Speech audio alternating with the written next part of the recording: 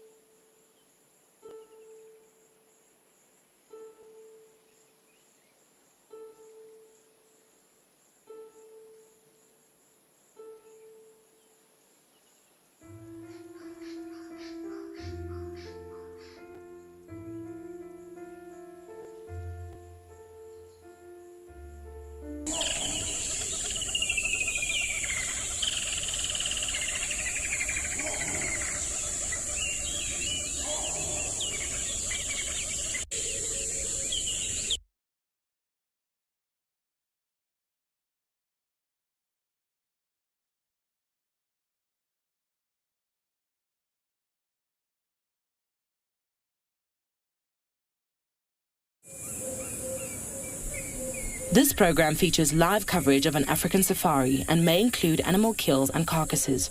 Viewer discretion is advised. The action has already started for this afternoon. These two Impala rams are busy sizing each other up, and they've even had a bit of a fight. It's awesome to watch that. We're already seeing that behavior that we're expecting as the testosterone is coursing through their body. We're already off to a great start, everyone. We're going to sit here and watch them clash. But remember, it's your live safari through the African bush.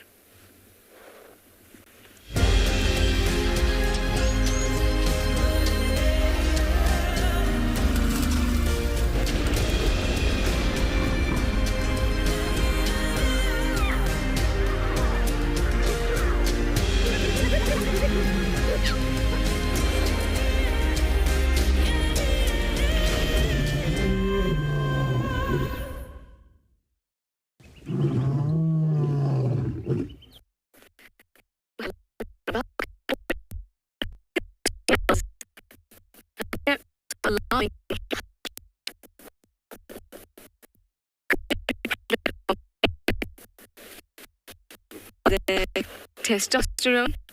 The kudu are also now looking off behind us. This is one exciting start to the safari, don't you think? It's me, Trishala. I've got Johanna on camera with me. We're on Djuma Game Reserve. We're on quarantine at the moment. We know that here you can get a lot of movement, even in the middle of the day. It is pretty warm. It's about 28 degrees Celsius, 83 degrees Fahrenheit. So it is pretty warm. I wouldn't expect any predators to be moving about just yet.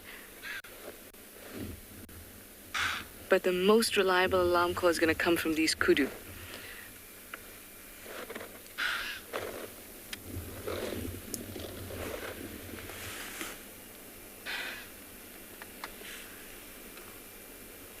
And the kudu are not doing anything, but they're paying attention to the Impala.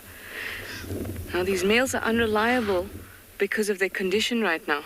They've been fighting.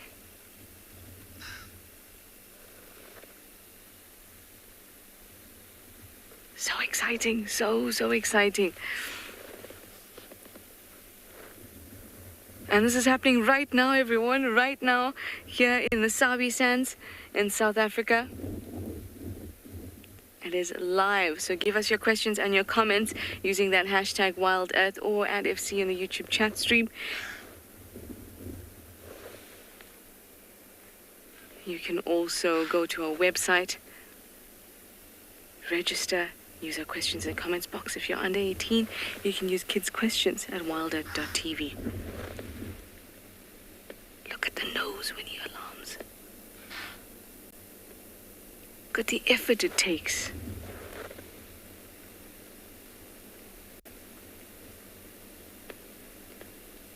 I think we're going to do some investigating here around quarantine and see if a leopard turns up. But for now, I've told you a little bit about the weather here on Djuma. Let me send you over to have a look at the weather at our other locations.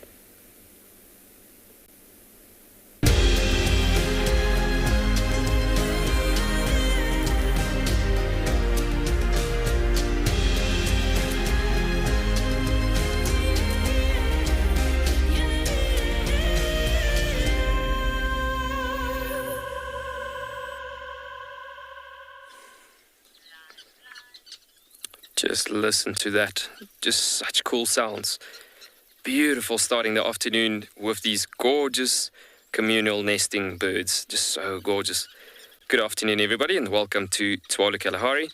We have come across this stunning sociable weaver's nest, and I want you actually to just listen. Just listen to what we've come across. I mean, this is just worth the sharing.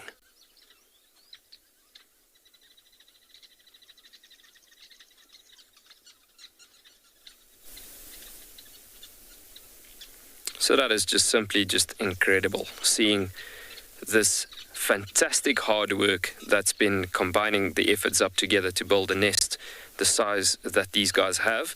Obi has had these guys on the screen also the last couple of days ago yeah, just because they are so worth it, actually just paying attention to such hard work that they're combining in an effort together.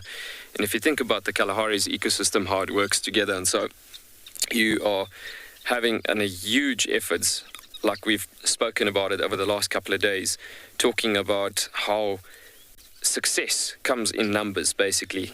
Generally in huge teamwork strategy units, that is how things goes in the Kalahari. This afternoon, I am Yuan, and we will be your team in the Kalahari. Behind the camera this afternoon is BK, and we will be exploring the Kalahari this afternoon, looking for some cheetah, as we tried following up on that lioness with her cubs this morning. She has unfortunately gone into a deeper valley where we're not going to get signal this afternoon, but yeah, we are going to try find those, well, a coalition of cheetah males, as there is a good hint that was given through from this morning that there was some cheetah that was found this morning. So we're going to try follow up there this afternoon. But just once again, look at this gorgeous sociable weavers structures just coming together, working in such a huge nest unity. So BK is going to zoom out for us. And just looking at the size of this nest, I mean, this is just humongous. This thing is covering the entire tree size that we're looking at, about a good 15 to 20 meters in the radius. And yeah, this entire nest is so big that it's actually hosting bird species like the spotted eagle owls, and also even small spotted genets and all sorts of things just nesting on top of these nests even. I mean, it doesn't just stop there, it just keeps on going, supplying life for so many other different animals in this ecosystem. So yeah, a very, very strong keystone species to this environment. Very important. Look at that beautiful scale-like formation just above the legs that we've got there as well. And just so stunning looking at the formations, the coloration, everything for a desert bird that lives in a large group of abundance, and just needing to look like the way they look like just to survive in this environment. A very brownish color, and obviously just from that matter to survive.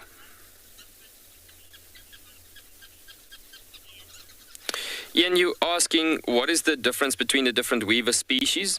There is such a huge difference between the various different species that you get, like from the red-billed buffalo weavers, which we don't really see here, but on occasion through a very strong temporary base, you do get to see the odd traveler coming through sometimes, but they don't invest in this area.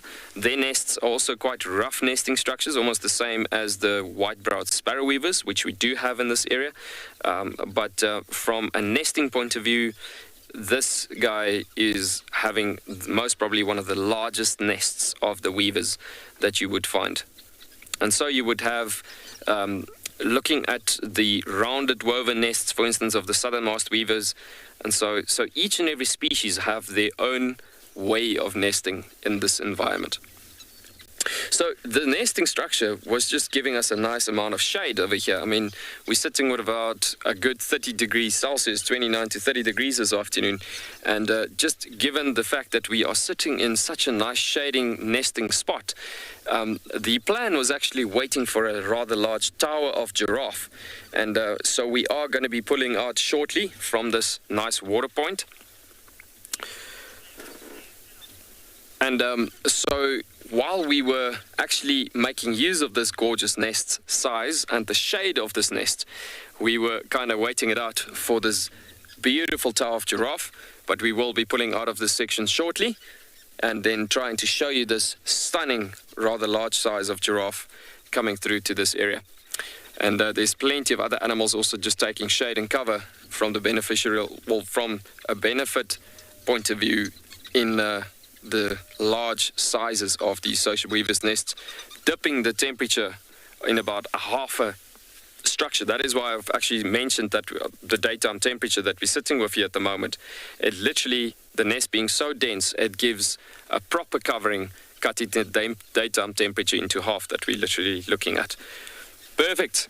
So we will come back to you later on, as we're going to try find these giraffes around the corner.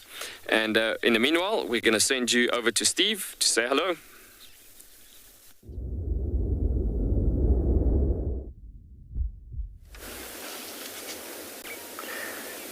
Good afternoon, everybody. Welcome to Djuma Private Game Reserve.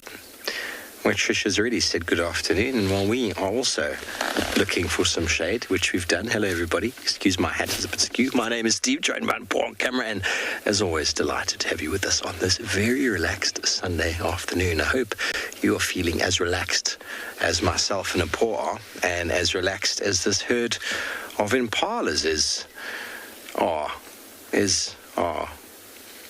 Sometimes I don't even know. But they are seeming very relaxed considering the wind is still blowing.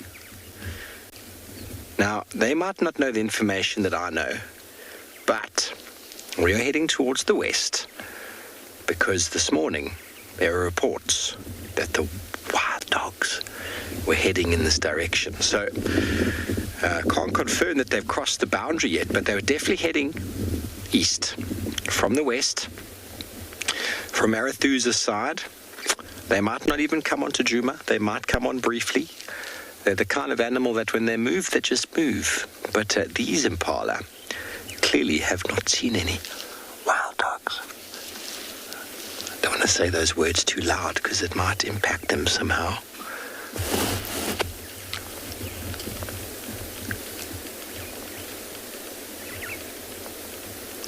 Definitely the segregation has started. You can see the male on the right-hand side there. He's got his head down. He's busy feeding. But just before you came to us, as you came to us, he was starting to herd them. He's getting very possessive of these ladies. Oh, look at that female.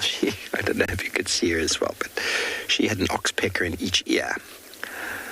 So he's at least feeding, so he's keeping his condition up, but the mating is still a little way away. We'll talk about this. We've been hearing the males competing. We've been hearing them making some noises. We haven't really witnessed much of it here on Djuma. I was seeing some of it on Pridelands.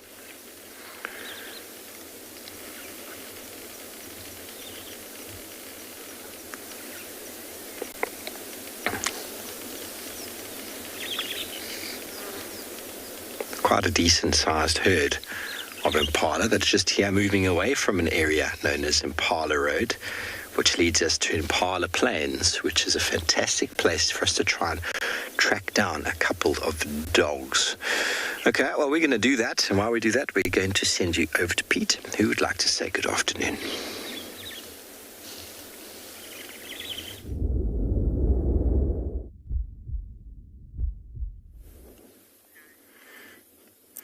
Good afternoon and welcome to andBeyond Phinda.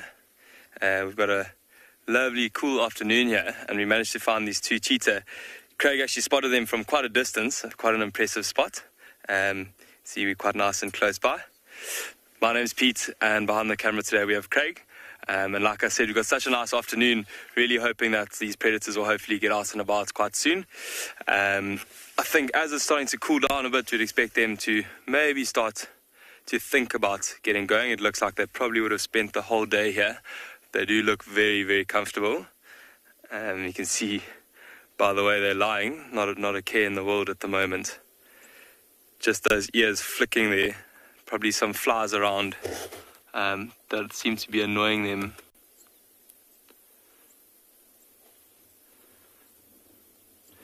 You can see the one on the left has chosen a lovely sandy spot. Oh, someone gave it a fright there. Chosen a lovely sandy spot. You can imagine with the sun, it was quite a hot day today, so the sun would have heated up that sand nicely, and as it's cooling down, it's quite a nice spot to be able to keep her warm, sorry. It's always interesting watching cheetah sleep because they'll never have their head down for very long. At least one of them will be looking around and kind of observing their surroundings. They know that they're the smallest of the cats, well, of the big cats, they're the smallest, so they know that they're vulnerable to other predators like leopards or lions. So they're always got to be vigilant and on the lookout.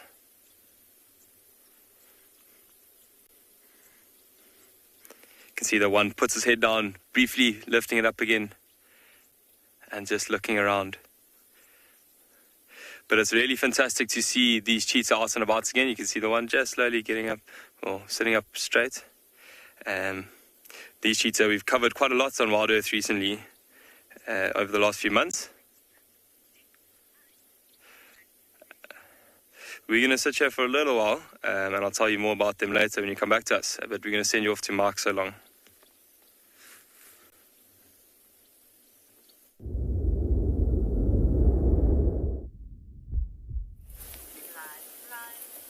Hi everyone, welcome to Eco-Trading's Pridelands Conservancy. I'm Mike, behind the camera is Niels, and we are sitting in front of what is a really spectacular plant, one that's not very common. It is an Impala lily. Now, Impala lilies are known for their spectacular purple blossoms, and they often grow on these very rocky, dry outcrops. And in fact, we're not so far from our HQ, just in fact to the east of the HQ where we park our car and where all of our stuff is. And I've seen this before in winter when it was flowering brightly, and I just wanted to come here now, and it's, as you can see, very, very dull, although I think there's just the tips, maybe the beginning parts of some flowers that want to show just here where I've got my pinky finger just over there. And if you can see those little tips just starting to show. In fact, there's an even better one where you can actually almost see the flower. It's just over here. Just here by my other pinky. Okay, so this here, you'll find that in the summertime it's full of green leaves, but in the winter all those leaves fall off and it starts to get flowers, and those flowers are beautiful, showy and pink. And it's not only widely sought after for its beautiful ornamental value, it's also used by, well, it was used by people in this area as an arrow poison. So parts of the bark, as you can see down here, it's got a very succulent trunk over here. And if you cut this open, there's a milky latex, which if you mix with other types of toxic plants, can yield a very potent arrow poison, which they'd use to slow down an animal so that they could catch them. And it's also apparently been used as a fish poison in the past. So they may be even able to poison small water holes in order to get the fish out. I mean, I'm not sure if it works the same way as something like an apple leaf, where it just takes the water, the oxygen out the water, but in some way it's used. So it's an incredibly cool plant, and I'd love to show you this in a couple of months in winter when all these flowers are showing, because this whole thing will be a beautiful purple spray. I love walking on these rocky outcrops on these areas on Pridelands, because they always yield very, very interesting little plants and other little, in their nooks and crannies, where they're sheltered from the environment, sheltered from the heat, sheltered from the sun.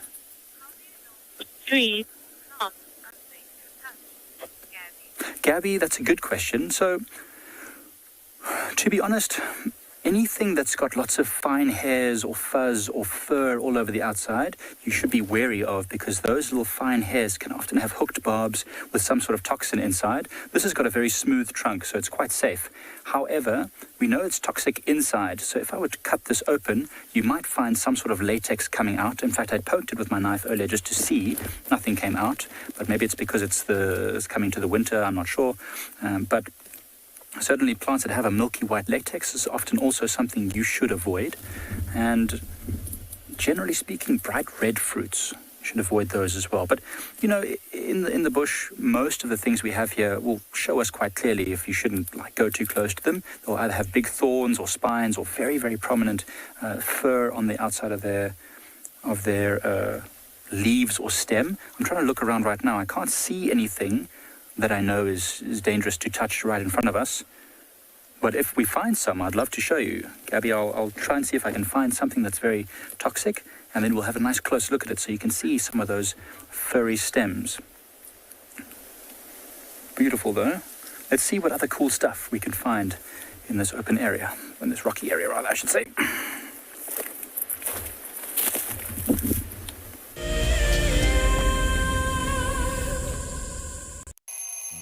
Our lives are dictated by alarm clocks, traffic jams, constant multitasking, and countless distractions. The wilderness is where many of us feel the most human. On a bushwalk, we become part of the natural landscape. As you step off the vehicle, everything comes alive.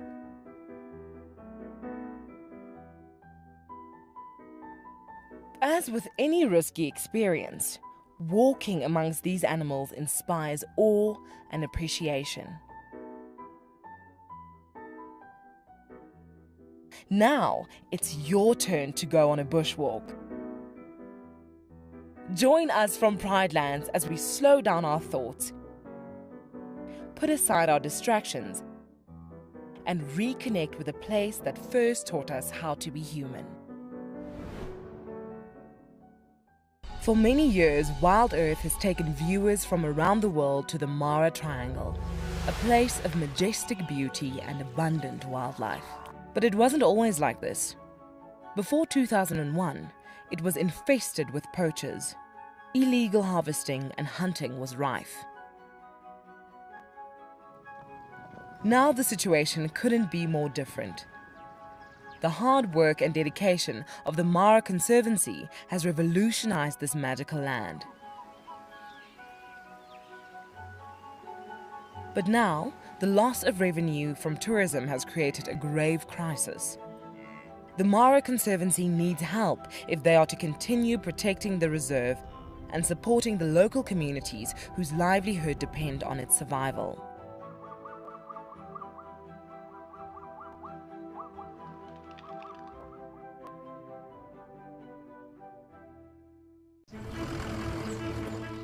My name is Taylor McCurdy and I work for Eco Training. I love hearing from all of the viewers. However, I particularly enjoy those of you who have been watching for a few years. Your questions are just so advanced and they really get me thinking. If you'd like to ask a question on WildEarth, you need to register on our website. Once you've done that, head to the live safari page and submit your questions below the live.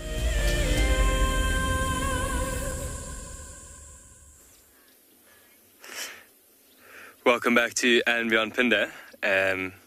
We just had quite an interesting scene carry out here. There was a wildebeest that came running around the bush, and I don't think it knew the cheetah were around, and got a hell of a fright and quickly ran off. Can you see how the cheetah is quite awake after experiencing that?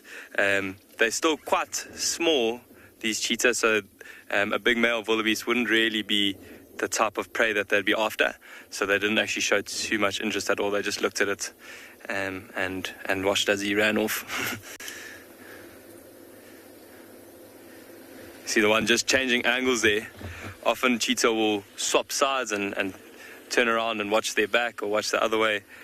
So quite interesting just to see her turning over like that.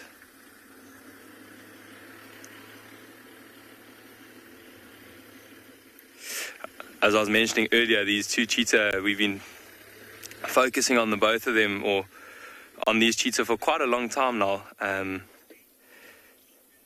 These are the same cheetah that we first started filming about 2 months ago, where there were 5, and now these are the remaining 2 females for now. Yeah, quite a sad story to see how 2 of them have recently passed away, but yeah, their brother actually got injured quite recently, so because they're so endangered, the Habitat team of Phinda decided to intervene and has done a little bit of work on trying to rehabilitate their brother.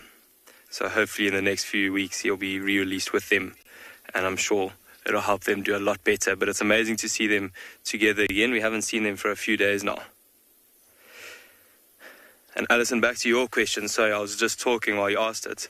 The type of prey that these cheetah would typically go for would be female Impala or female Ngala. Grey darker would also be typical prey, or red darker. So any of the smaller prey species, and if they're working in pair, even a young male Impala would be also the typical prey that they'd go for. But most recently, we've been seeing them feeding on female Impala. But you can see they actually look quite full at the moment. You can see there's a little bit of a bump on that one on the right-hand side.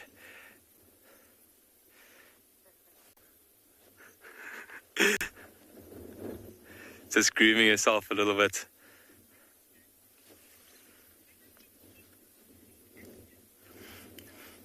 So Lisa, they will mostly be active for the cooler hours of the morning, up until when the sun's really heating up. Then they'll probably go and find a shadier spot or a cooler spot, and then from about this time of the afternoon until the sun sets is when they will be active. You can see them just slowly starting to get up. It's typical signs that we would look out for when they are about to start getting moving. Would be if they started to groom themselves, maybe a yawn, and that typical cat stretch that you see would be the signs that we're looking for. We call these contagious behavior. You can see her just grooming herself a little bit now. Maybe she found a little tick there. You see her chewing. There are a lot of ticks at the moment in summer. You can see the long grass that's all around her. It's full up of ticks, but she looks like she's been looking after herself quite well. Cheetah don't too often groom each other. They groom each other. They groom themselves more than each other. But when they will go and greet each other, and maybe they'll give a little bit of a lick or a groom, but not too much. Not as much as lions do. Lions will often groom each other quite a bit.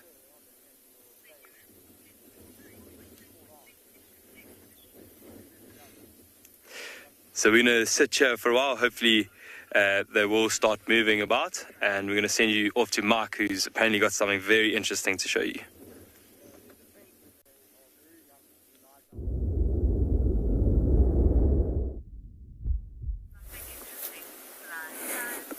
Something interesting. No one knows what this is, I'm sure. So this little funny looking piece of wood or stone or whatever this is neither wood nor stone. This is actually a type of fungus, and it's in fact a dried puffball fungus. When this is, so Gabby was just asking earlier, things that we shouldn't touch or that are dangerous or whatever. It's not necessarily dangerous to us, but we shouldn't breathe in the spores that this produces. Now, when I squeeze this now, you'll see the spores I'm talking about, okay? And I'm just going to make sure I hold my breath. Oh, there's a bit of a strong wind, but I'm not sure if you can see that. Yeah, it works. Hey, it works. It's alive. So these spores are how this type of puffball fungus is able to reproduce, I suppose. It sends these spores out, and then wherever they land, if it's moist enough, those spores will then start to send out, I think it's called like mycorrhizal bacteria, and it like basically makes like a vein arterial system underground. And then once it fruits the next summer, when it's nice and warm and moist again, you'll get these little puffball funguses that grow. Now, when they are growing and when they're young, they often are edible. The flesh is fully white all the way through. It doesn't have gills like a normal mushroom. And generally speaking, a lot of them are edible. However, as with all fungus, all mushrooms, unless you're an expert and you're 100% certain you know what it is, do not try to ingest any mushrooms in the bush, because the difference can be as simple as the color of the spores or the color of the gills or the shape of the skirt, let's say, for example, which are all very technical terms for different types of mushroom parts. So yeah, don't try and ever eat mushrooms in the bush. But these ones are pretty cool. You often see them. Sometimes you're walking along and you step on something and you just see this big spurt of usually brown spores. And that's from the puffball fungus. So what I'm going to do is I'm just going to leave this one back on the ground so that the spores can be stepped on and spread by whatever animals come this way. And hopefully next time we walk in this area next summer, we'll have a lot of puffball funguses growing in this area. There's all sorts of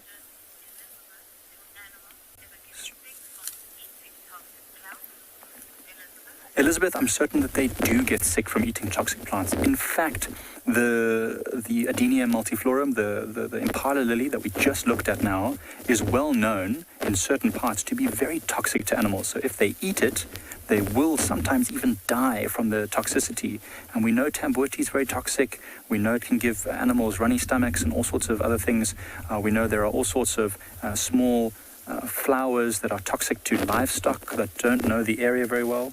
Generally speaking, Elizabeth, wild animals over the course of their history have learnt. There's lots of little lizards running around catching stuff behind me. It keeps distracting me. They learn what's toxic and what's not, whereas livestock generally doesn't know that, and so you find lots of livestock getting very sick. I almost wonder, there's a lizard that's just caught a really cool big like a fly or something just behind you. I don't know if you'll be able to see it there. Niels, it's just climbing. Oh no, it's going to disappear. And it's just on the rock there. So just behind, there it walks up, It's caught a big, I don't know what it is, a lizard or maybe a spider or something. It's caught something in it. And it's busy eating it. I was getting very distracted because it was, oh, it's almost escaped. What is it? Oh, I think it just swallowed it in one go. It was, no, I think it escaped. There it is, it's caught it again. I have no idea what it's got. Let me actually drop this puffball fungus and use my binoculars so I can see exactly what's going on there. Oh, it has caught a small grasshopper. That is awesome. Fat green grasshopper. So the grasshopper was still alive. So you see what that lizard is doing right now. It's just crunching up that grasshopper so that it can, well, so it doesn't escape anymore because it keeps running away. That is actually a grasshopper nymph. It's a young version. Doesn't have wings. Oh, it just jumped. It's almost trying to escape every single time. It doesn't have wings yet. It's a youngster. So these are often just called hoppers. They often can turn into locusts as they grow older. That's so interesting that the lizard keeps leaving it. So this is actually a rainbow skink. This lizard here. A skink because it's got shiny scales and a very round tubular body. Niels, you look very uncomfortable there. You're standing basically right on a rock. All right, I'm just helping Niels to reposition himself so he's a bit more comfortable because he was basically the Leaning Tower of Pisa. Look at that, lizard is taking that whole thing down. Delicious. And for a skink, that is a hearty meal. Delicious. So from this tiny animal, let's send you over to Tswalu with some more.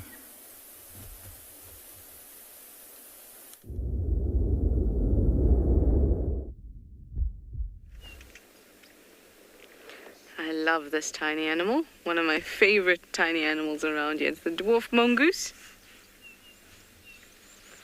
Giving us the stare, as always. Now, there's quite a few of them around on the mound nearby, on the road, but you know how they're scattered about? But they're all sizing us up.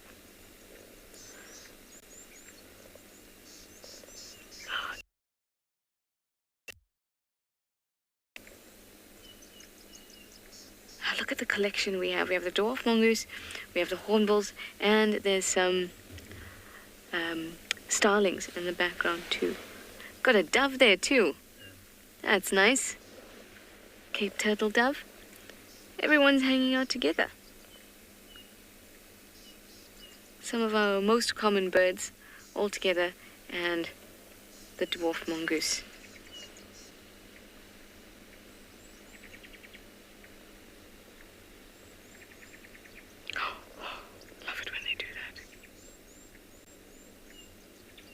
They're so curious about us. Here comes a friend.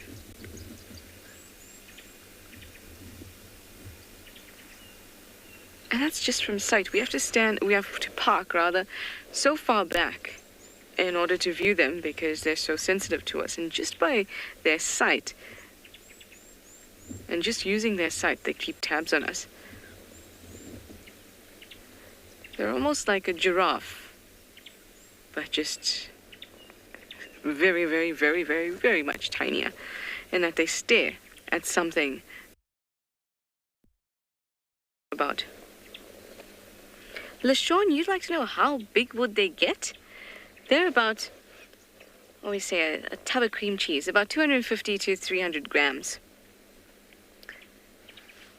These guys, that's as big as they'd get, so not very big at all.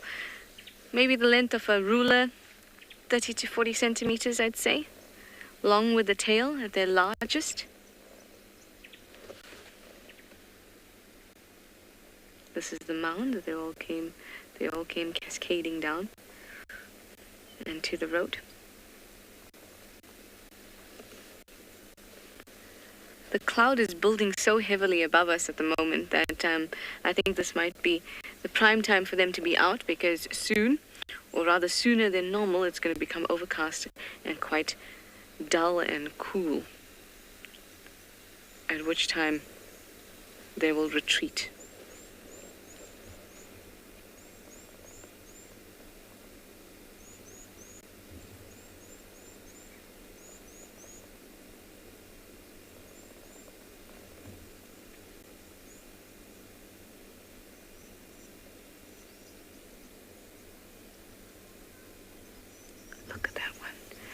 I've been seeing some nice variation in color with this particular group.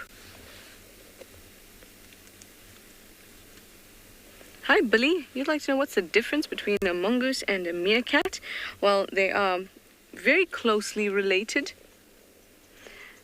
They're in the same family, but they're not. They're completely different species. So their coloration is different, their behaviors are different. Mongoose have an anal gland that they use as well. Off it goes. They mark territory differently, but they are very closely related. Meerkats tend to socialize better, or to be integrated better. You'll find that at zoos and things like that, meerkats are often kept because they're easier to handle than mongoose. They're also, a lot of people have them as pets and things like that, which is obviously not something you want to do. They're wild animals, they should be in the wild, but people do have them as pets. And as you've seen at Tswalu, they can become habituated. Not easily, because it does take a lot of work to habituate the meerkats, and the people who are at Tswalu have been spending many years with the meerkats have put a lot of work into habituating them. But in comparison to dwarf mongoose, they're easier to habituate than dwarf mongoose, although dwarf mongoose can be habituated too. But both of them are in a family called Hippistidae, but they're different genuses.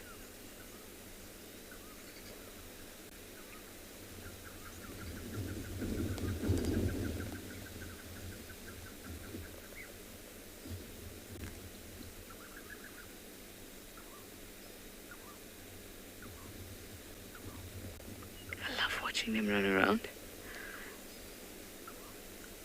With them, it's either your luck or not whether you're going to get a really nice close sighting with them, because, like I said, we are very far from them at the moment.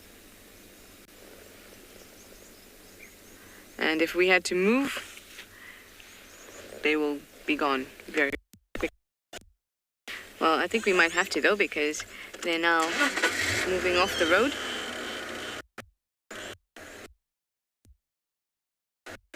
Always spending time with them, though. So let me send you to something a lot larger than this meerkat, though, but still a carnivore.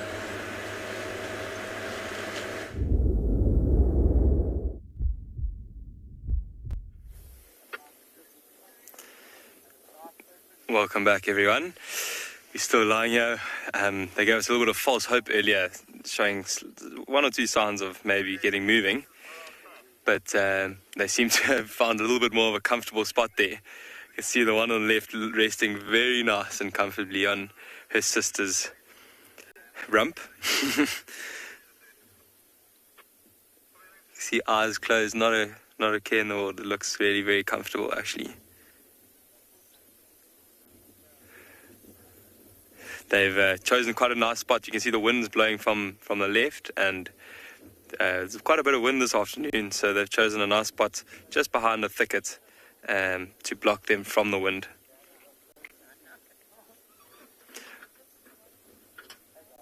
Also nice and open here, so they can see from a distance.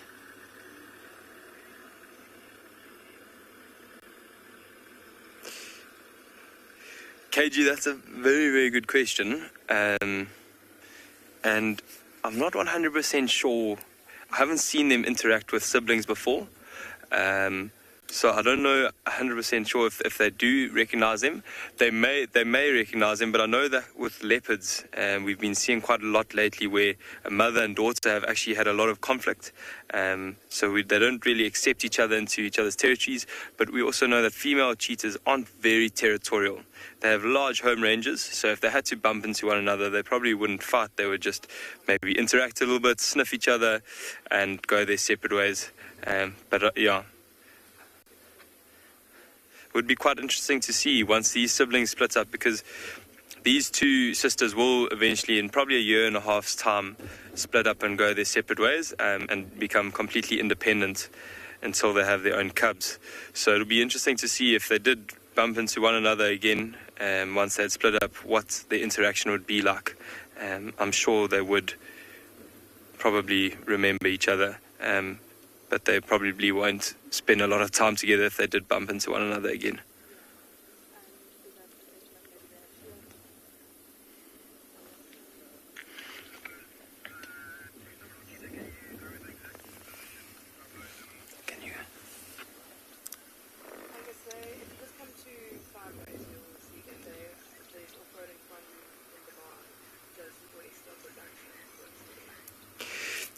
Milan, so what the most I've heard of is 7 cubs. We've recently just had a female cheetah have 6 cubs in the north of Phinda, which is very, very exciting. It's a lot more than what leopards and lions have, and that's just because the success rate of cheetah cubs is not very good, not very high. So the more cubs they have, the more chance that they have of surviving. We know cheetah cubs spend a lot of time in this long grass, similar to this, maybe a lot longer, actually. And so the mom has to leave them quite often to go out and hunt. So, yeah, they got to keep an eye out for one another as well. So that's why they have so many cubs. But it's quite amazing. You can see these two are still very young. They're only about 1 year now. So you can see, if you look behind their head, they've got that long fur behind their neck and still quite a fluffy face. So that's just a sign of the youth. When cheetah cubs are born, they've got really long hair that runs all the way from the top of their head down towards their tail. And yeah, you can see that they haven't lost that baby fluff just yet.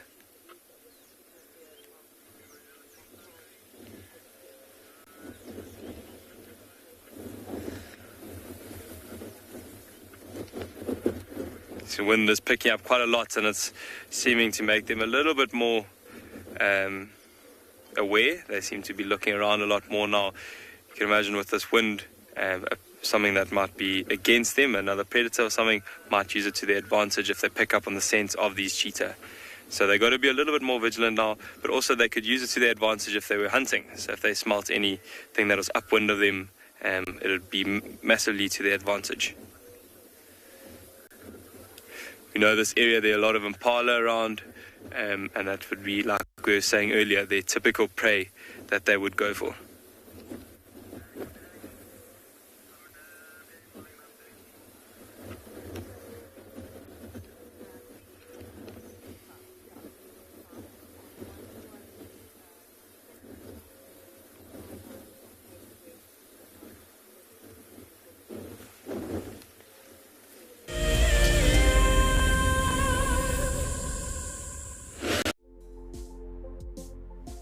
On the 27th of April, WildEarth will be turning 14 years old, and we wouldn't be here if it wasn't for all of you. And to celebrate, we will be finishing the beautiful book that we started last year that looks at the history so far. But we do need you to be part of it. Please submit your most memorable sighting, or what WildEarth means to you, or even just your name and a comment to be included inside the book.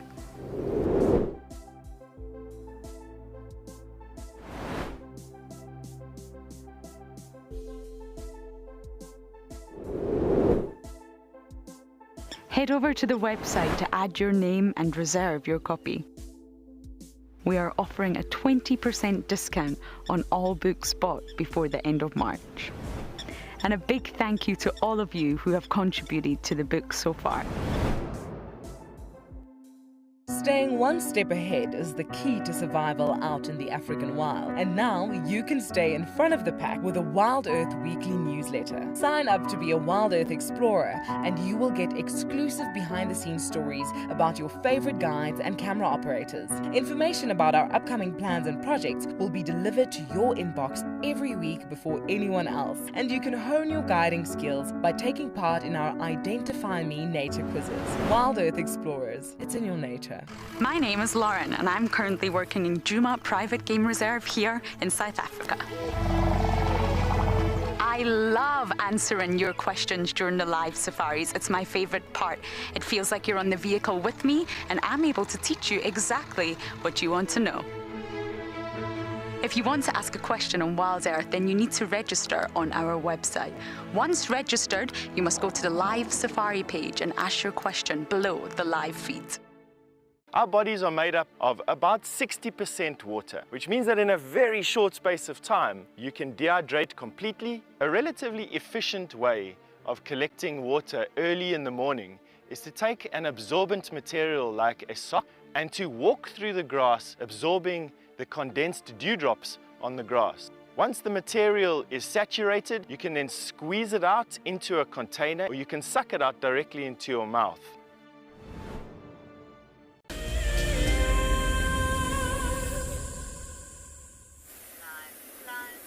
What we're looking at now is something we talked about earlier. I just want to see if it might not be dormant. Oh, of course, this is one that is fast asleep. What is there is an antlion larvae's conical pit. Now, there's a whole bunch of them here, so I'll try another one now and see if that one will be alive, or not alive, but awake, because what should happen is if you tickle it very gently, should be able to see them flicking sand up to try and capture whatever prey they think is there. This one is currently snoozing, let's call it, so we'll go to one that's a little bit more to what is right on your screen. So we'll just come along this way to this one, and if you can see that, Neil, you got that one? Okay. Let's see. Come on now. There you go, here he comes.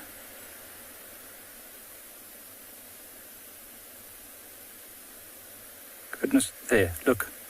Can you see that sand splashing? That is the antlion larvae trying to throw sand on what it thinks is probably an ant, and then by throwing sand on the ant should fall down into the pit, and the ant larvae would grab it in its giant pincers, or tiny to us, but giant to an ant. So the reason why I'm showing you this is because we talked about it earlier. We talked about the larvae of different creatures and how long they can remain as a larvae. And we said the dung beetle probably doesn't remain a larvae that long, maybe just a couple of months at the most. But an antlion has a larvae that can last sometimes years and years and years, because they don't get a lot of food. They have to wait patiently in that little pit for an ant or some other creature to cross that path, fall in there, and then they eat it. So sometimes I've heard some lasting more than 7 years as a larvae. Of course, when that pupates, it turns into an antlion, which is in the same family as the lacewings, which are really awesome nocturnal insects that look a lot like dragonflies, except where dragonflies hold their wings out from their bodies, the lacewings and the antlions hold their wings close to their bodies. And they're quite large and predatory as well. Now, there's another predatory insect which is just in front of us. It's called a lady beetle, which many of you watching at home, especially if you're from Europe, will know them very well. It's just sitting on this little piece of grass right over here. So I'm going to move it slightly so that maybe you can see it a little bit easier there, Niels. Just going to move it down. Doesn't really make much difference. There you go. The wind is blowing quite a lot. My hand is really shaky. But that creature over there is a lady beetle. And it is called a lady beetle because of the pretty colors that it has. Oh, sorry, I'm slipping. Okay. And it is a voracious predator. In fact, it's one of the farmer's best friends, because this beautiful little beetle over here is hunting for aphids, for the most part, and aphids are small little predators of plants. Aphids will suck out the sap of your vegetables and herbs and other plants, and also your flowers that are in your garden. And these little lady beetles actually hunt them and catch them and eat them en masse, which is pretty fantastic. So it's amazing when you get down to ground level, the different things you can see. Alison, there's such a variety of hunting strategies that these insects employ. I mean, that's why arthropods and insects and arachnids in totality are some of the most widely spread and most successful of all the different types of animals on this planet, because they have so many different shapes, so many different foods that they eat, habitats they can survive in, life structures and lifestyles. Some are solitary, some are living in huge colonies like termites, and it just makes them incredibly successful. And the exoskeleton that they have covering the outside of their body just makes them, almost impervious to everything. So it's a really fantastic thing. There's even another little insect here which just caught something a little earlier. There was something crawling on my leg and it caught it. So I'm just going to show you there, Niels. It's just over here. Oh no, it flew off. Anyway, it's always the case. Whenever you want to point at something, it flies off. But it just goes to show that there's a multitude of things around us. In the meantime, whilst we search for more of these little critters, we'll send you over to Tswalu.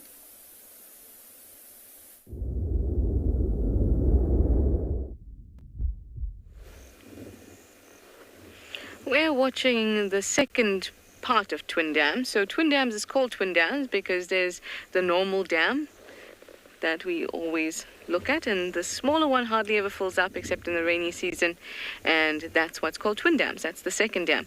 And here we have some knob-billed ducks, but they actually look quite young. You can see that quite distinct eye stripe.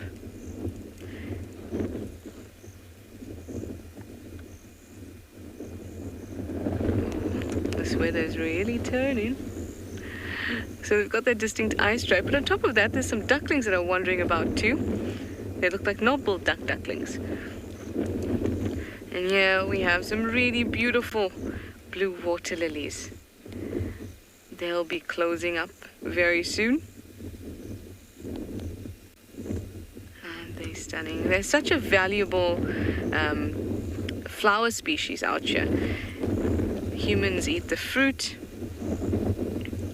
That fruit can even be dried and milled into a flower. Even the that bulbous rhizome that it attaches with, that can be roasted. You can eat that.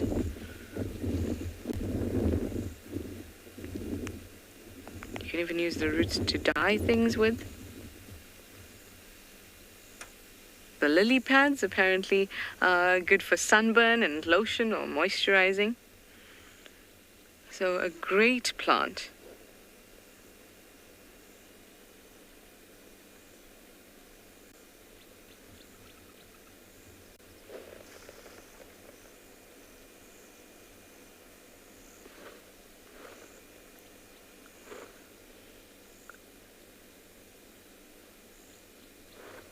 There we have what looks like a female knob-billed duck. You can see no knob.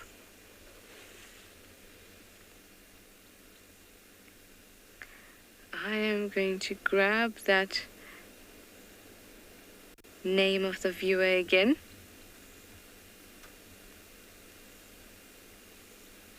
I had a question. Betty, you would like to know if any animals eat the water lily. Apparently pygmy geese do, or at least the seeds of the water lily. And then obviously there's many insects like bees, etc., that like the nectar of the water lily. And they actually release quite a sticky nectar or sticky substance like nectar to attract many insects.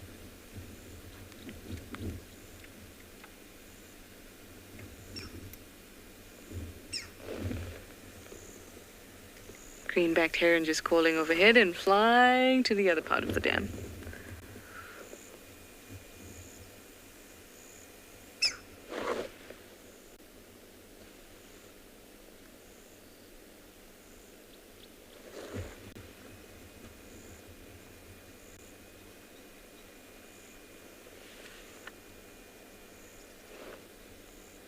I really, really enjoy this side of the dam because it's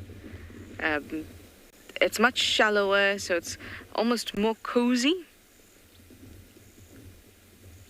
And there's lots of little things that happen on this end.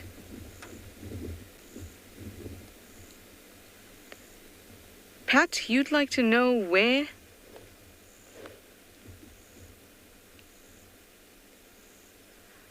Pat. Hello, Pat. You'd like to know where will the knob-billed ducks nest their eggs? Well, they actually, it's quite a thing. So they'll nest in a tree cavity that is hollowed out by anything, but insects, etc. But the females kind of fight quite fiercely for those spaces. Oh, look at that stretch.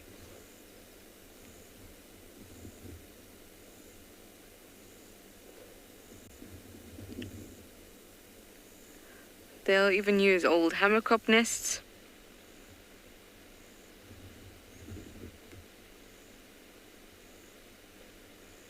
But tree cavities are best.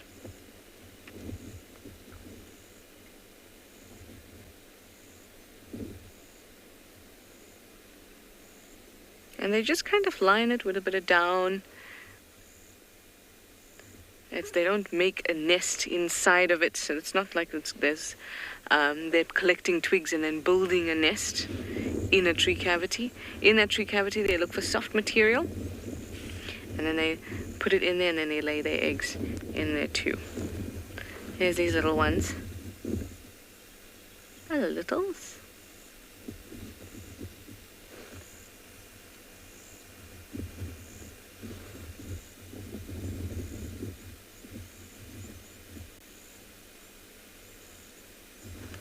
So sweet.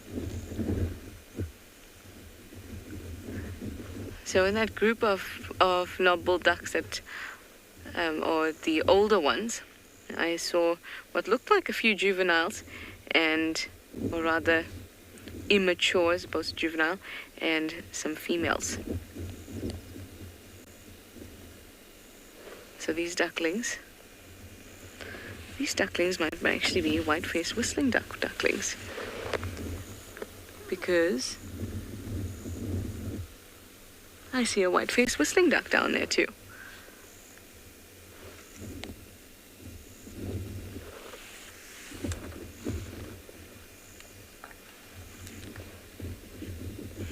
Kimberly, you'd like to know what other duck species can be found in Djuma? Kimberly, you're looking at them all right now.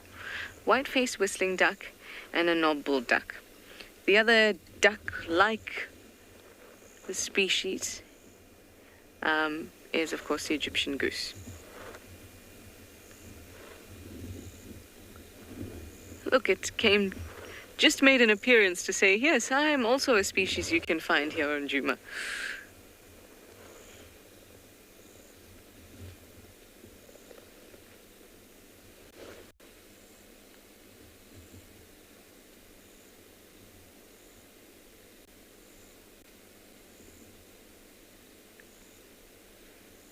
So the male will only have the distinct knob when he's intending on breeding. When it's not intending on breeding, when it's not breeding time, he'll just have a tiny little bump on his bill.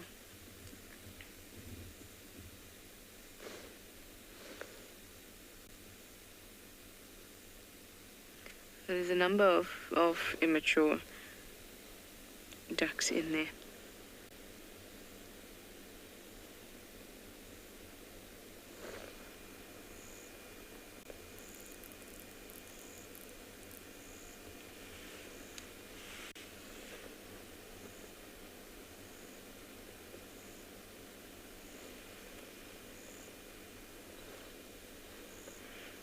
Hi, lily pan.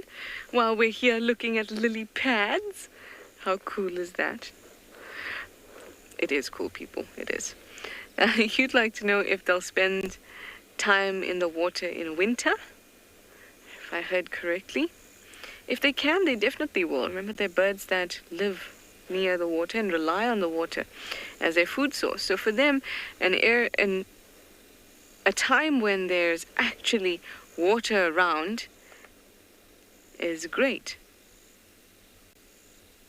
Especially in winter when it's usually the time when it's very dry and they've got to seek out water in other areas. So they'd love to spend time in and around water if they can in the winter, and this winter they definitely will be able to. And we're just going to just remind everyone about the point that in our winter, it's not really a temperature thing. Of course, it does get colder, but that's not what will affect the behaviors of animals most. It's mostly that in winter, it is our dry season. So there will be less rainfall and less water around, and that is what will affect the behavior of animals. So these ducks won't feel that, oh, it's too cold to get into the water. They'll just be thankful that there is still water around, because a couple of years ago there was still a drought. Now if you look at this individual, this looks like a female knobble duck. There's no little bump on her bill, and you can also tell that she's not a juvenile or not immature, because there isn't that distinct eye stripe that the younger individuals have.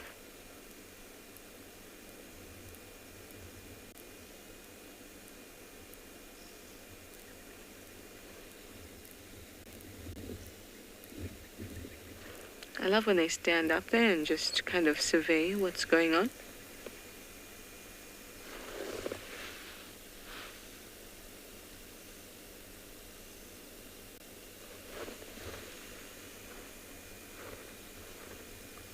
Our ducklings are just at the edge here as well. It was really cool to see all the ducks we get in one go. White-faced whistling duck and a knobbled duck. There's even Egyptian geese on the other side. Well, now let me send you over to Steve for a bit of an update. We're going to move on from here and see what else we can find.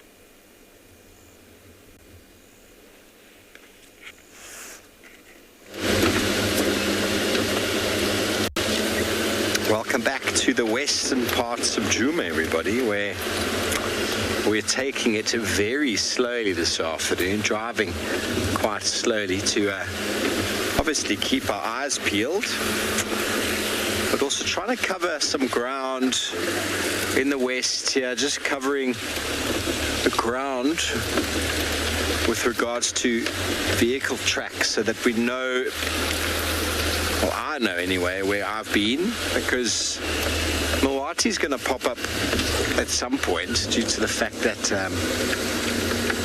we had rain last night. So leopards will definitely be moving around this evening, maybe even earlier this evening, because it's a little bit cooler now.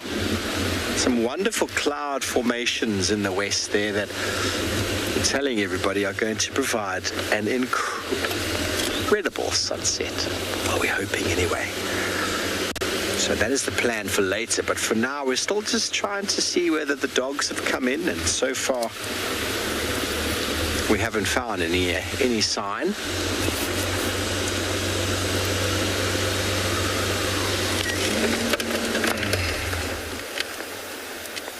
Watch out, he's going to charge. Male Impala in the road. He's a beautiful specimen.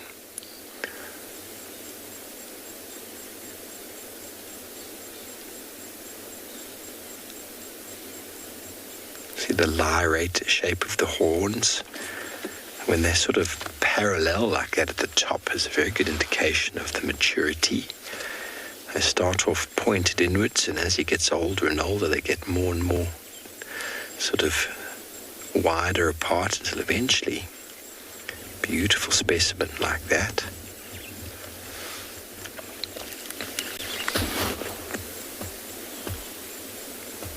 Should we ask him, Hippo, have you seen any wild dogs?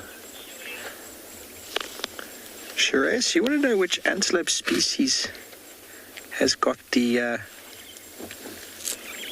longest horns? Probably the sable antelope from an inch by inch perspective. I'm going to guess at sable. Waterbuck are pretty long. A road antelope and a gemsbok are also quite long. So, oh, he looks a bit injured. He looks like he's got a sore bottom or a sore back leg. Impala certainly don't have the biggest horns. Eland horns are decent in length, but they get shorter through competition.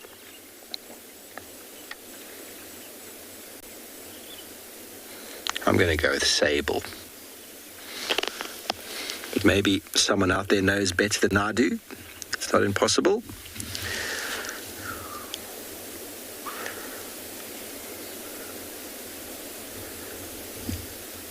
He hasn't answered me. Have you seen any wild dogs? No. No, he hasn't seen any.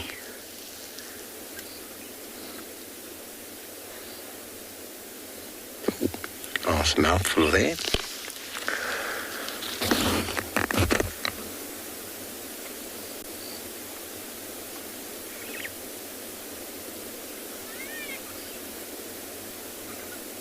So you can see how much time he's spending watching us. His head up. He's on his own, it seems. The more time he spends looking around, the less time he spends eating. And that means he loses condition. So as the rutting season gets stronger and more driven from a testosterone point of view, pheromone point of view, dominant males that secure these little territories eat less and less. You're going to take mouthfuls and then head up.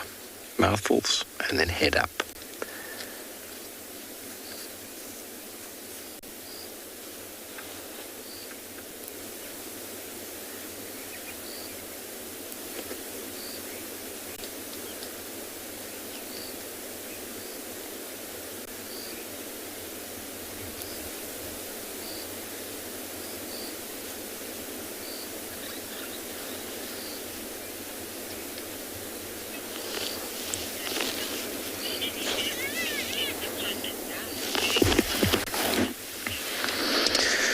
Yes, Jackson, many do. Many actually can physically hurt each other. The purpose of those horns, and if you look at the lower section of the horn, they're quite ridged. They're actually designed to lock and not slip. But every now and again, they do slip. I've seen impalas with eyes missing.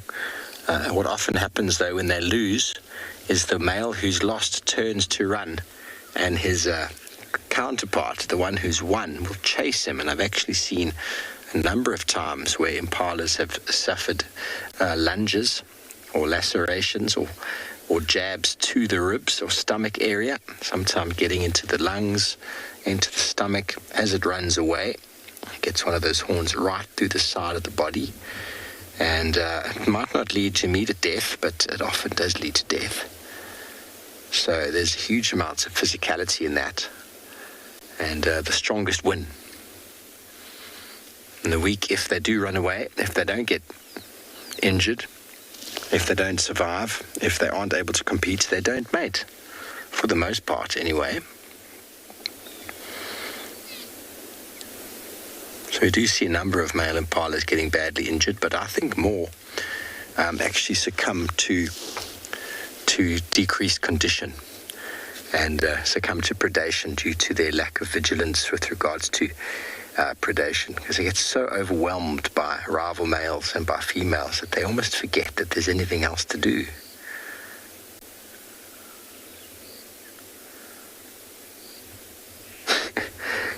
He quickly snaps his head up.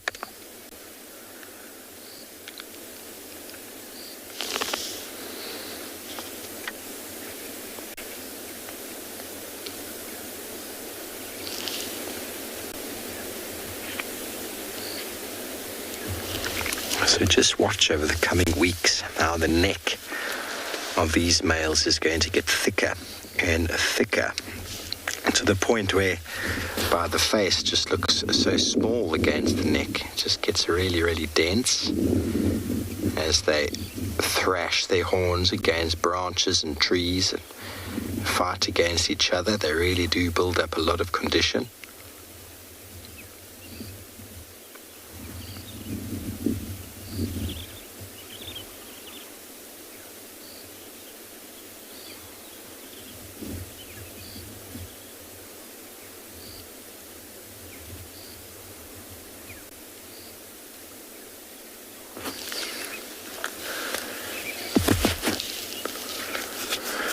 Well, Gerald, that's exactly the problem, is because he's on his own, he's more likely to get caught by predators. So the more eyes and ears, and we talk about this often, the more eyes and ears there are, the more chance you've got of detecting predators. The lower the number, the less chance you have of detecting predators. So the statistics are in your favor. The larger that the herd gets, on your own, life becomes challenging.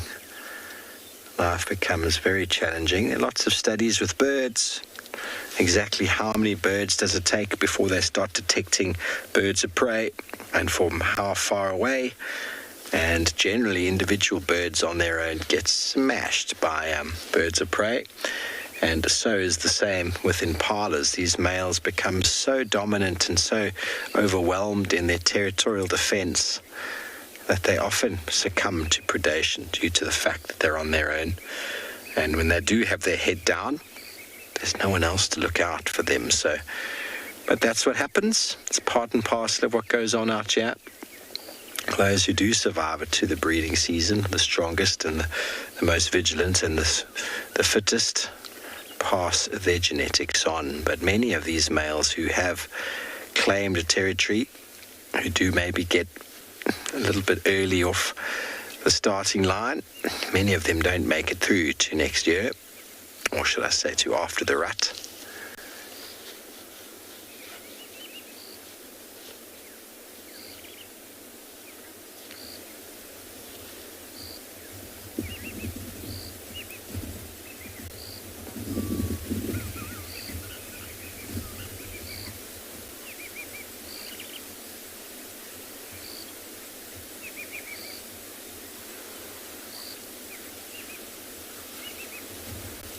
Ideally, he should be able to have his head down and just munch away and fill that belly and then go sit in the open where he can ruminate. But what we're noticing is, have a look, 1, 2, 3, 4, 5, 6, 7, 8, 9, 10. I suppose that was a long feeding bout, but he's busy stuffing his face now, trying to get the food in, but that's 10, 12 seconds that he's not aware of what's going on.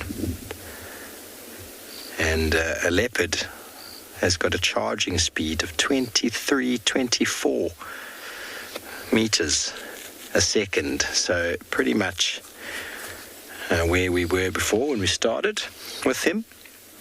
They could cover that ground in a second at charging speed. And predators will always select the easiest prey and the less vigilant. And if they do encounter individual animals like this, they learn patience, and they learn to watch and to wait for him to put his head down, stalk a bit closer, wait for him to put his head down, and then they can lash out at a very incredible speed over a short distance. But hopefully this fellow makes it through. Now we're going to move on and see if we can find you some wild dogs.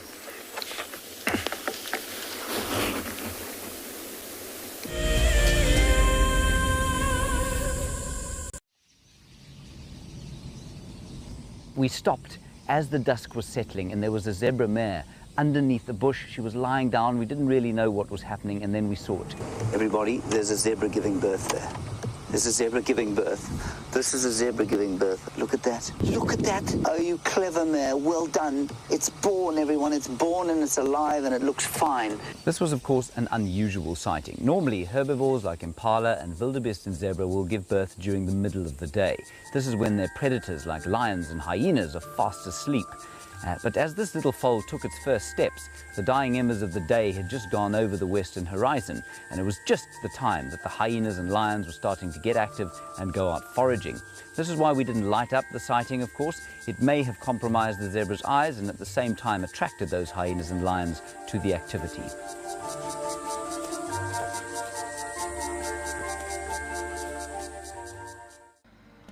WildEarth explorer Jenny recently joined Tristan as he broadcast live from Djuma. Awesome to kind of have a guest on board. I'm looking forward to this. This is Jenny. Hi everyone. And Jenny is the first of our Ticket to Dream holders. If you want to go on safari with a WildEarth guide whilst honing your bush knowledge and of course featuring in one of our shows, then head over to our website. Literally being with Tristan on the vehicle today has been incredible. It has truly been a dream come true. Sign up to be a WildEarth explorer and you could be making your first ever on-screen appearance. I would highly recommend being a part of the Explorer program and being able to be a part of an interactive live drive.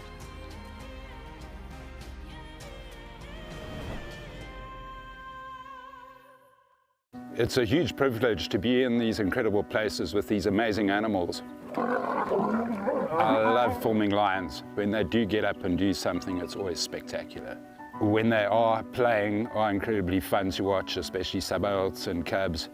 I love being in the bush and working in these incredible places with these amazing animals.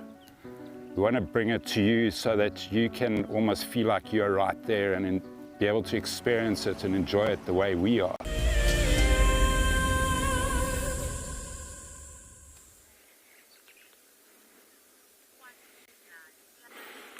Welcome back everybody, and we have just found the spot where our two boy cheetahs that we were tracking this afternoon have been laying down for the day, and it looks like they have just gone up this mountain's edge. But just to show you this section that we're looking at here, you can see there's quite a lot of flat surfaces coming out here, also pushed out towards the flat sand over there and down towards the side. So I can see two bodies being that would have been lying down on this particular spot.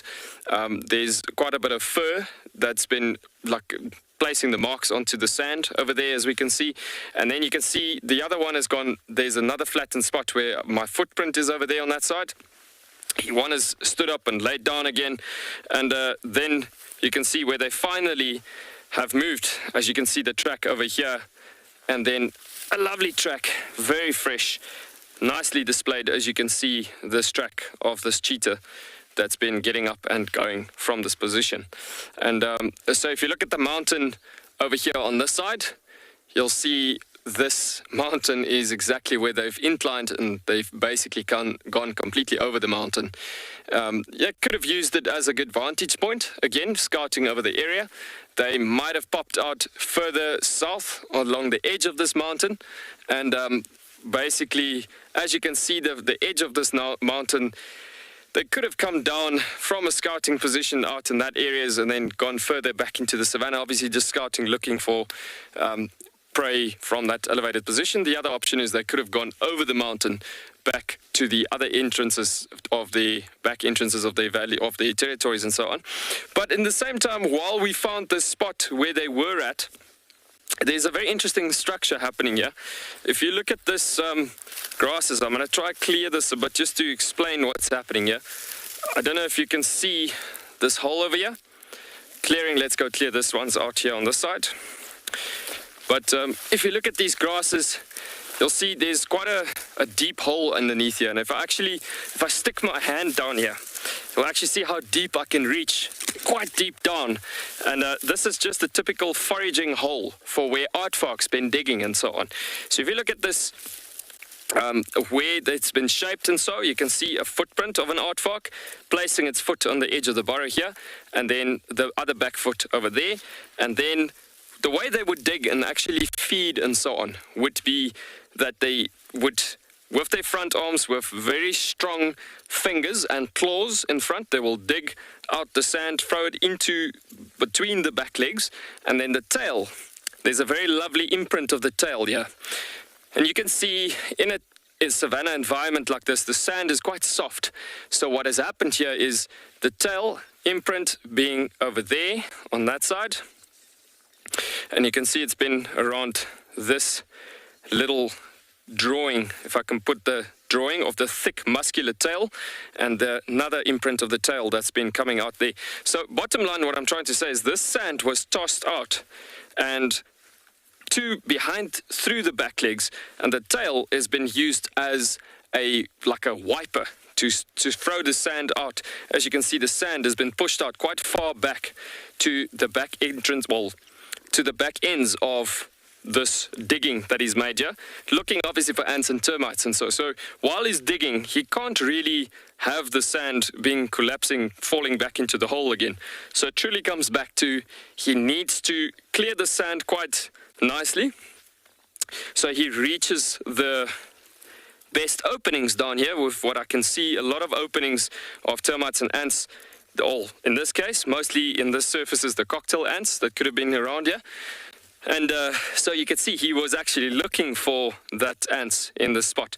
But strong muscular tail, just coming back to this imprint over here. Strong muscular tail, very broad at the base. Obviously to sweep, you can imagine how heavy the sand could be if you think about it, how he needs to sweep it out. And like, you should see this digging event. It's actually pretty crazy. Like, they toss the sand all over the air, and sometimes that's how we find them in the winter time, because you see this cloud of dust lifting and you see the sand being thrown over the grass levels and the tops of the grasses and so on. But yeah, very interesting. While we're tracking this cheetah, I said to BK, yo, this is actually pretty cool, seeing this imprints on the tails and how this Aardvark was actually foraging in this spot. But yeah, quite a small bodybuilder for a guy, almost, I want to say.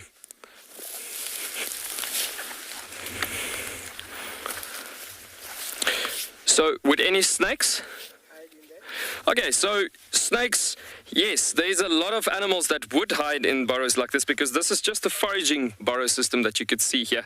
It's not a burrow system though, it's just a digging. My apologies, but yeah, snakes could easily go in there on a very, very hot day and then obviously just cool down in that spot and then hibernate. Pretty much just keeping the body temperature nice and cool, and from there it will go out and then obviously go look for its own food resources and food supply in that way. But yeah, I can see also a huge amount of other tracks here. Now, there's a bat-eared fox. Abika, I don't know if you would be able to catch that on the camera, but there's these little holes here, little imprints. Yeah, it's a bit of a difficult one, but I can see very nice imprints of bat-eared fox that was around here as well. So the first guy comes along, being the Aardvark, and he would then open up the little entrances of these little chambers and shall I say channels of what's underground happening around here, and then the bat-eared fox would come and he will come and pick up the remainders of what has happened down here and so on. But I can actually see a huge amount of tracks that is actually present here that came along, tagging along with this Aardvark. Now there's a bird in the area, and I'm actually going to show you in the book. I'm coming back to your side just to show you what has happened along with that hole that we're looking at. Let me just quickly find this bird. But yeah, that bird, we joke with it actually. We say it's an Aardvark bird. And so the Aardvark bird is actually a southern ant-eating chat. And we have loads of those guys actually in the Kalahari, especially they're looking very black in color, white tips of the wings, but they're a dead giveaway. Sometimes finding Aardvark in winter time, especially in daylight, obviously. But yeah, let me just find this bird here quickly for you.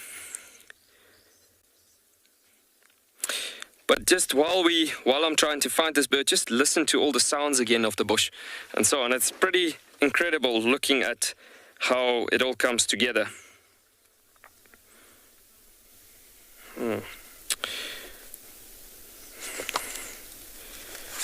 Okay, so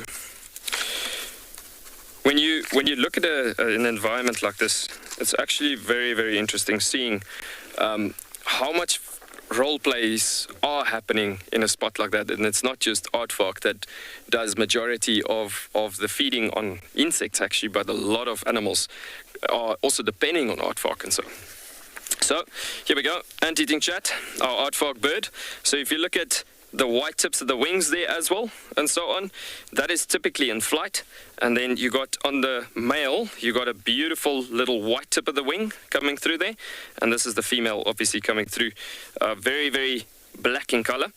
But yeah, seeing that is our Aardvark bird. So what they do is, as the Aardvark, coming back to our hole over there, as the Aardvark has been opening up the earth surfaces and so on, it will then also, again, like the bat-eared fox, leave a lot of remaining activity of termites and ants in that spot like that. And so it comes down to that situation that the Aardvark birds, being 5 or 6 or 7 of them, actually dropping down into that burrow and also collecting all of these, shall I call it, the earth openings. And so lovely, beautiful, sociable weavers coming into land. Stunning amount of them coming in as we started this afternoon with that stunning nest that we have received some shade earlier on, and that was obviously the birds that we have had with that big nest that makes the big nest. But you can imagine, look at that big flock of them coming through, just so stunning, seeing the amount of them actually coming through. Beautiful. And so yeah, I mean, it's incredible thinking about coming back to our Aardvark bird. And so often when you drive in savanna environments, then it will get to a point where you could easily then see these birds popping up and down from the grass. And it's just because out of excitement, they are actually popping out of in and out from the grass, alerting for each other, saying, hey guys, there is actually an Aardvark here that's opening up the earth surfaces for us, and for us, giving us quite a lot of termites and ants to feed on. Gwen, could you, FC, could you just repeat that?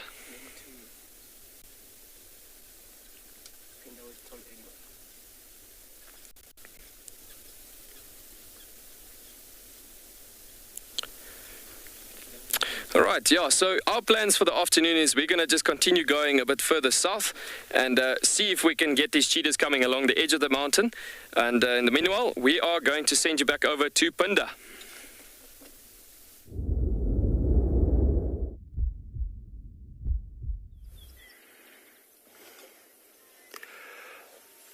Welcome back to Phinda.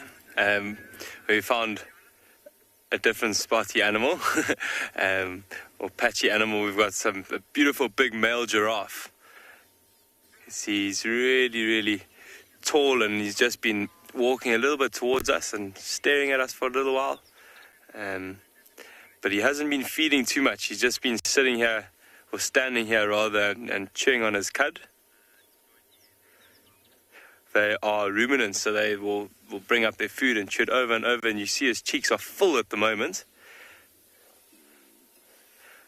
I don't know, just maybe if he carries on going, I was going to follow him, but watch how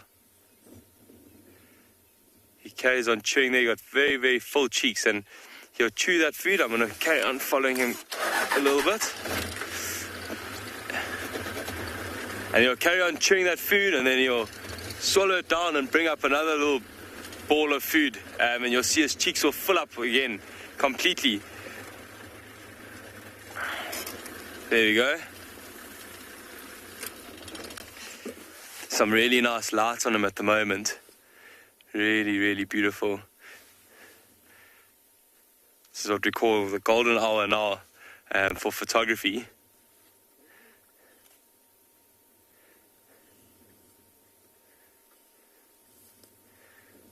As he just heads off into the thicket there, look at those bare horns at the top there. It's quite interesting to see. It looks like he's used those quite a bit in his life. Not too sure if you've seen giraffe fighting before, but they hit each other quite hard with the top of their heads and also with those horns. They can do quite some damage. But let's take a closer look now. He seems to just be in this gap here.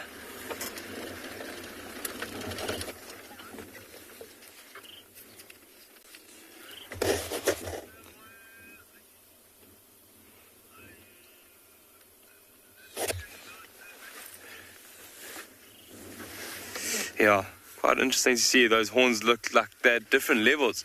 Looks like the one's been worn down a little bit.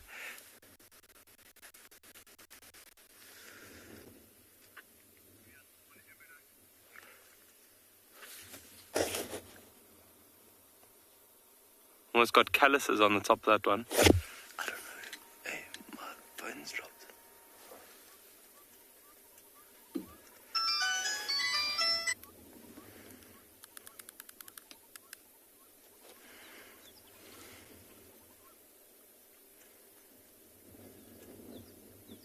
Looks like he struggled to find a little route through there.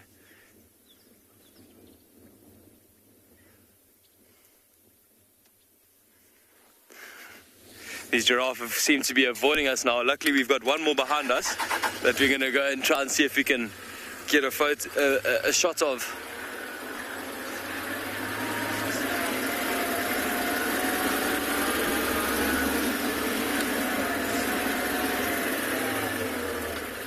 Tell me when, Craig.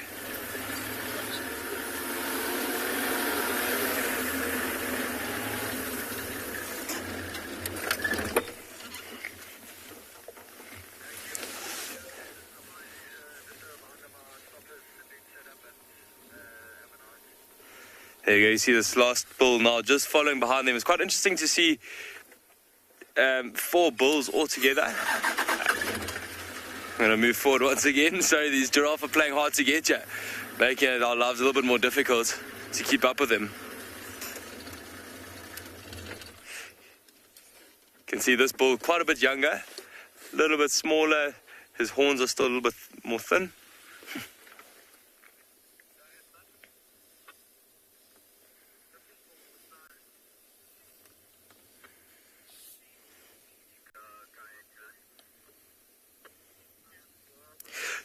Douglas, no, they don't. The females have much thinner horns, whereas the males have quite a bit thicker and also a little bit longer. And it's one of the easiest ways to tell the difference between males and females. Males are also, as they get older, they bald quite a lot on the top of their horns. So they are, for some reason, on a bit of a mission now to get across the road. And I think there's one more under the bush there that's hopefully going to stick around for a little bit longer. You can see him feeding on one of the giraffe's favorite trees. It's called a buffalo thorn. And it looks like it's almost bare everywhere that the giraffe can reach. And then as a little bit higher up, the giraffe obviously can't reach there, so they haven't been feeding there.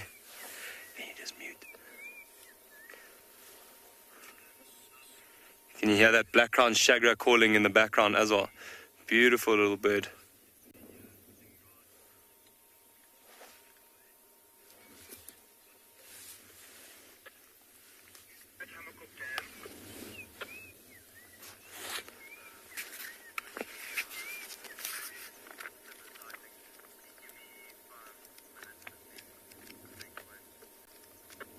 It's lovely just to sit here actually with this giraffe feeding and listen to all the different birds calling.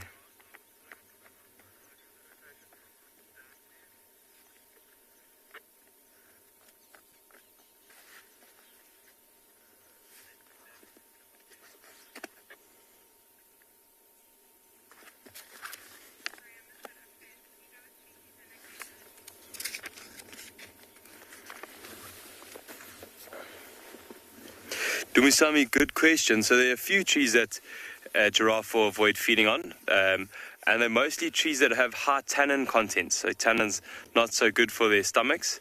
It gives them a bit of a runny tummy, and also it doesn't taste very good. Even if you and I chew on a high tannin content leaf, we wouldn't enjoy it too much, and it almost gives a bit of a bitter taste in your mouth. So trees like a magic guarri or mopani, depending on the areas, you'll get various different trees that giraffe will avoid. And then again, they also have favorite trees that they prefer to feed on, like this buffalo thorn that we were speaking of. This is one of their favorites. And almost all of their favorite trees actually have really, really nasty thorns that try and the trees are trying to protect themselves from the giraffe, but the giraffe have been so well adapted to specifically picking off those leaves and little twigs. You can see this trees almost form like an hourglass shape, with the bottom being quite thick and then the middle being empty again and then thick on top. So it's just all the areas where the giraffe can feed have been completely bared out.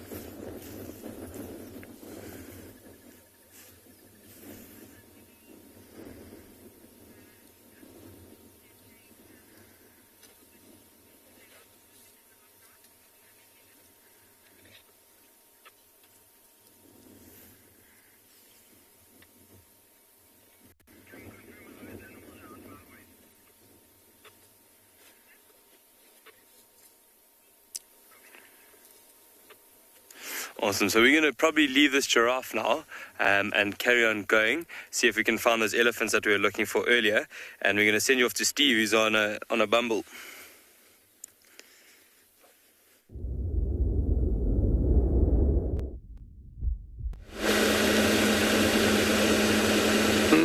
Thank you, Pete. We are still on a little bit of a slow cruise. We're going to be getting to Treehouse Dam shortly, and the beautiful sunset I was talking about is being swallowed by a storm cloud in the west. So we might do an early silent moment with what still looks like pretty beautiful clouds. But I don't think it's going to be the same dramatic effect I thought it would be.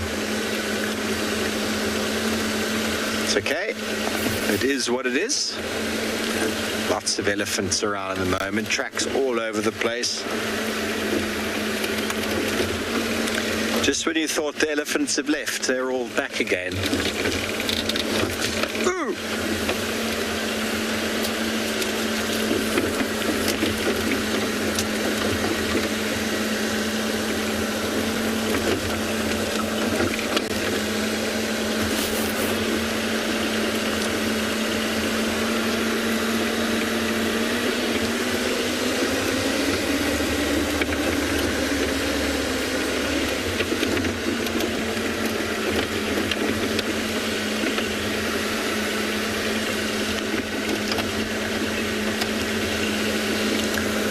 Tom, age 7. You want to know if animals seek shelter when there's a storm? Well, some of them do. Some of them just sort of wait it out. Have you got the bird over here, Mr. Oh, he's gone. There's a little bronze-winged courser in the daytime. That would have been cool. Some of them do. Some can go underground, but for the most part, there's nowhere to go, really. We do have a few birds that will come and hang out underneath our little awnings and on our little porches sometimes when it's proper rain. But there's nowhere really to go for the rest of them. They'll find a nice shady spot under a tree and just wait it out.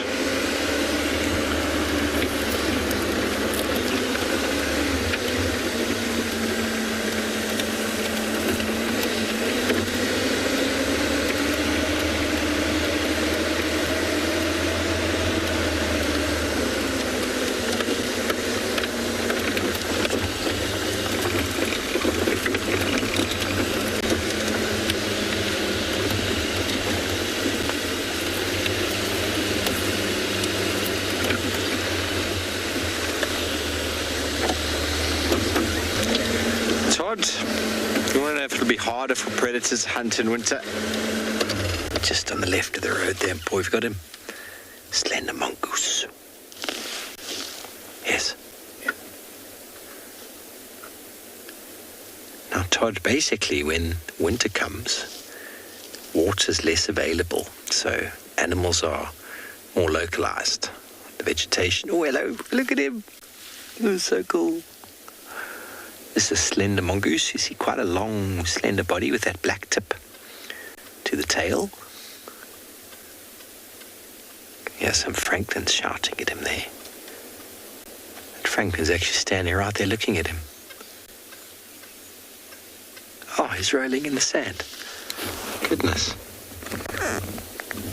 That Swanson spurfowl is just looking at him going, hey, I see you. How cool is that? Let's move up a bit. He's quite relaxed. Maybe we get another view. So animals become easy to find in winter. And also the density of the bush leads to lower condition in some of the animals. There's not as much food available. So winter actually becomes easier for predators to hunt. Now there's so many places to hide, so much water. Animals' condition is pretty strong. So winter's actually a good time for predators to hunt. It's a good time for tracking as well.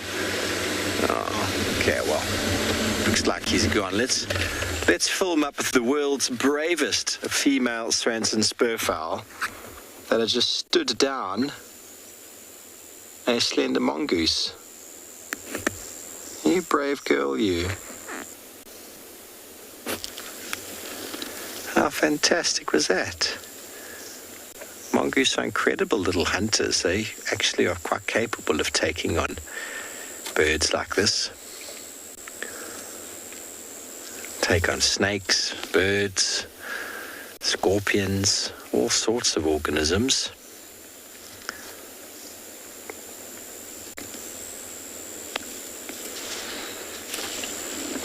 So I actually like the winter months because it's so much easier to see around. It's very hard to actually see what's going on at the moment. It's so dense.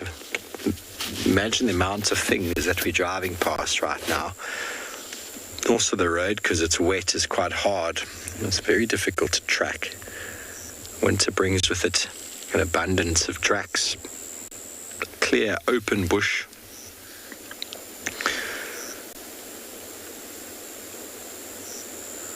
But it comes with both. The summer is beautiful and green and lots of babies, great for birding, great for insects.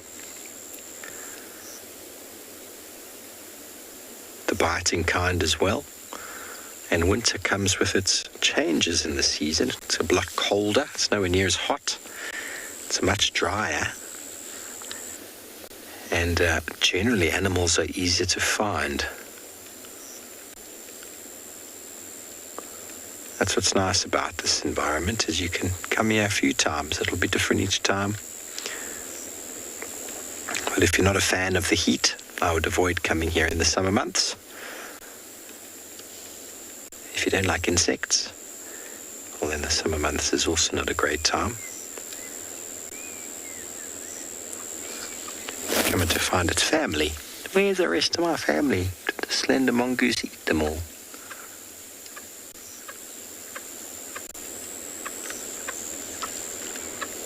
It's going to go in front of the car now. We're going to lose it.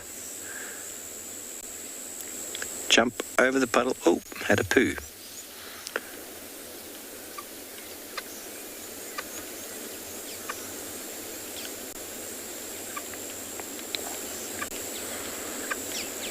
What a wonderful sighting of a Swanson's spurfowl.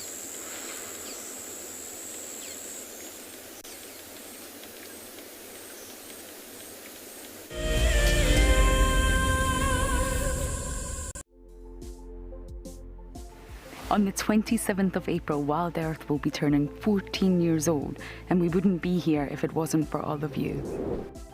And to celebrate, we will be finishing the beautiful book that we started last year that looks at the history so far. But we do need you to be part of it. Please submit your most memorable sighting, or what WildEarth means to you, or even just your name and a comment to be included inside the book.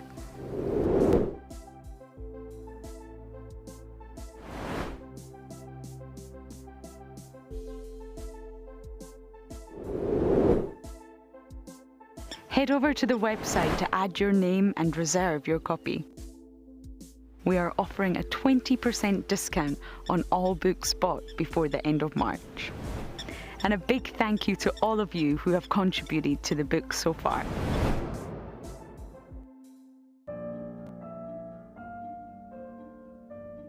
With a slew of potential dangers lurking, It's essential to be aware of your surroundings whilst walking in the wilderness. 20 yards away from one of the most endangered species. This is a big bull. What a moment, what a close encounter with an Ellie bull. He's just over here now. He's moved completely away. Being on a bushwalk and seeing a leopard, I mean, it's ridiculous to be this close to a leopard on foot and for him not to run is absolutely insane. How crazy was that? Through the gap there is just the back of the head of a male lion. He is absolutely unaware that we are here right now. I'll tell you, seeing lions on foot, it definitely brings out the caveman in you, this little scared human being. My name is Steve, and one of my favorite things at WildEarth is getting questions from you. The type of questions that I really like are those ones that really help us to unpack and understand and really integrate the ecological knowledge and fully appreciate the importance that animals such as these Cape buffalo bring to the ecosystem. If you want to ask a question on WildEarth, you're going to have to register on the website. But once registered, just head on over to the live safari page and enter your question under the live feed.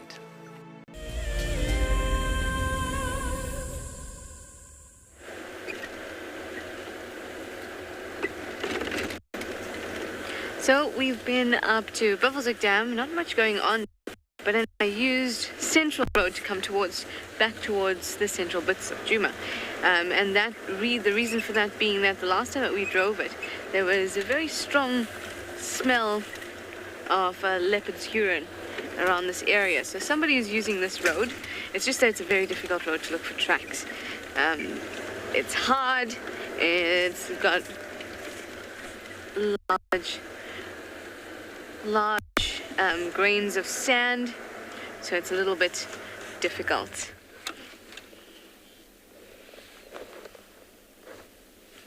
So we're just going to have a look here.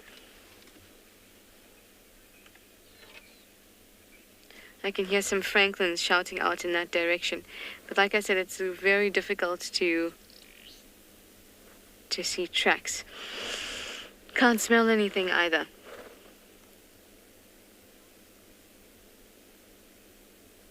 And now it's quiet again.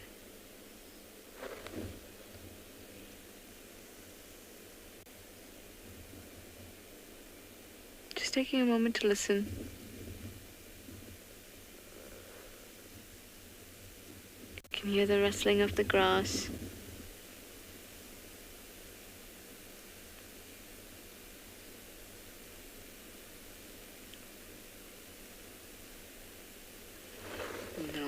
Well, I took a chance, really, to stop here and just have a listen. It was good. At least we tried. So we're now going to head towards the den, because it is overcast, so perhaps the hyenas will be out. We'll just go and have a quick look. Hopefully they will and keep us entertained for the rest of the drive. But for now, I'm going to send you over to Phinda, and they're at a waterhole.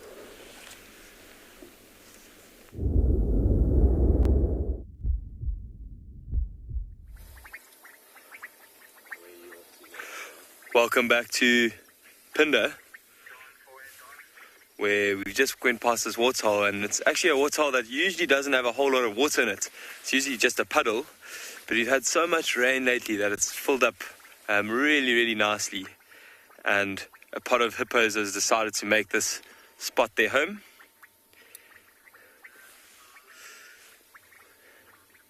It's really awesome. So hippos will head off in the evenings to go and graze, and walk back to whatever waterhole is kind of nearest to where they went grazing. And I'm sure these hippos are very surprised after a night full of rain to find this waterhole completely full. So very, very awesome to see. You can see some of them, just the backs of them, it looks like a hippo, I mean a whale coming out of the water. I wonder why they're doing that. Quite interesting. But hippos, they don't swim very well. So they will all be standing on the edges. That's why you don't often see them in the middle of a waterhole. And if you do, it'll just be them popping their heads up and going back down. So they're all standing where they are now.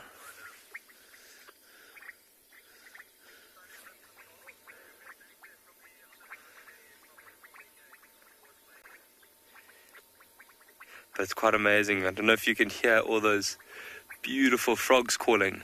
They're frogs called bubbling casinas. And it sounds like a bubble popping.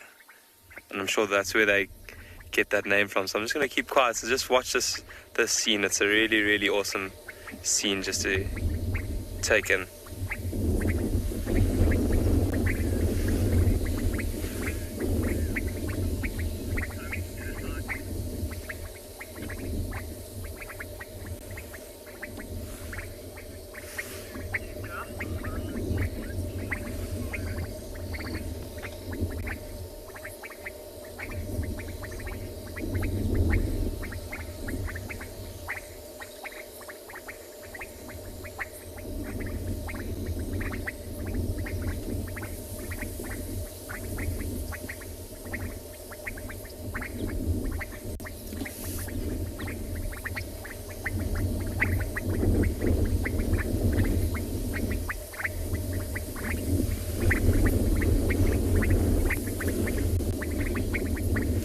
Such a fantastic time of the day, and you would expect this at this time as it's cooling down outside.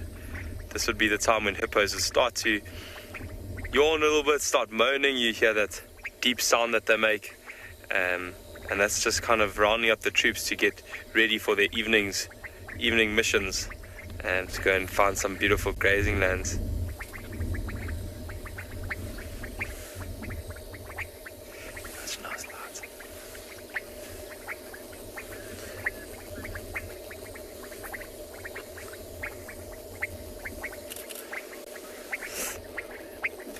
Hey Tom, that's a great question. So a fully grown hippo can hold its breath for up to 5 minutes, so quite a bit longer than how long I can hold mine for. But as soon as when they're first born, obviously they can't hold their breath for that long, so sometimes only 10-15 seconds, and then obviously as they get older, their lungs get bigger, they'll be able to hold their breath for a lot longer.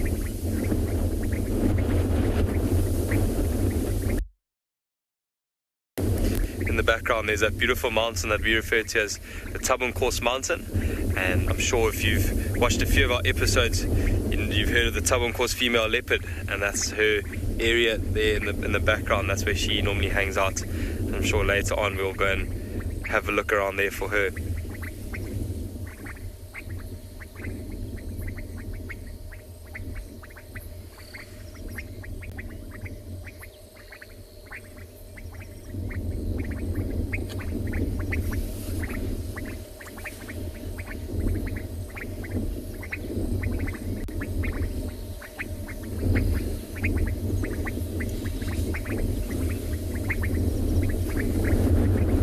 Even that grass just behind them that we can see would be perfect for them to go and graze.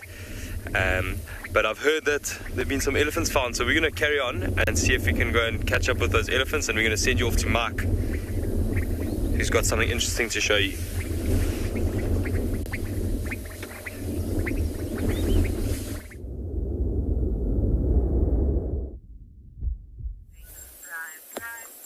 So we do have something interesting. I was just saying to Niels, my mind's drawing a blank. I'm not sure, I can't see something to talk about that I maybe haven't talked about yet.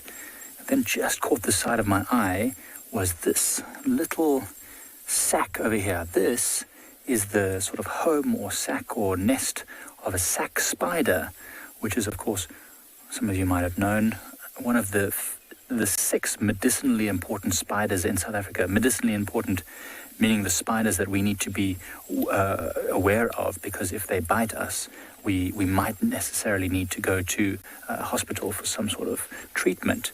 So this sack spider, it looks abandoned right now, or maybe it's off hunting because it's gotten dark quite quickly because of the clouds that's come over. But sack spiders, they live in there, and at night they come out and they free roam and they hunt for insects. But they are very, very aggressive spiders. Maybe aggressive is not the right word, but quite nervous.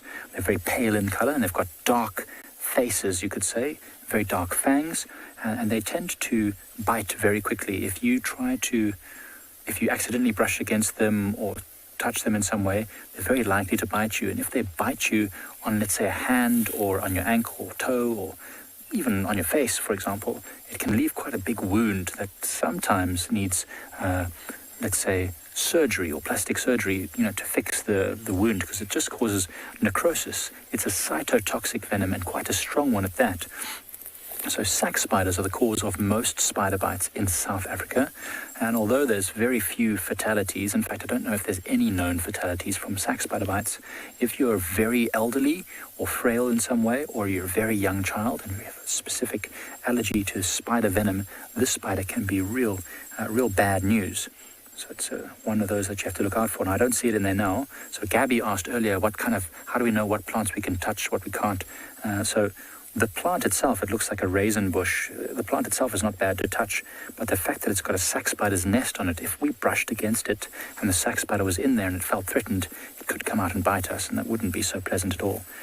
Now, spider bites are the cause of a lot of problems in South Africa. In fact, I don't know if you know, Gert was bitten by another type of spider, which was even more venomous. Although he's fine now, it was a bit nerve-wracking watching his leg get a bit swollen. He got bitten by a violin spider somewhere in the bush. So violin spider is also cytotoxic venom, even more potent than a sack spider. And in fact, as he was moving around, the violin spiders often move around at night. They don't create a little home like this. They're just free living. So maybe it must have walked on them at night or something like that. But anyway, he's managed to fight that one off. But it's just such an interesting thing that are all around us. There are potentially harmful things, but they generally don't bother us because, we go our way, they go theirs, and there's no real reason for us to come into any sort of conflict.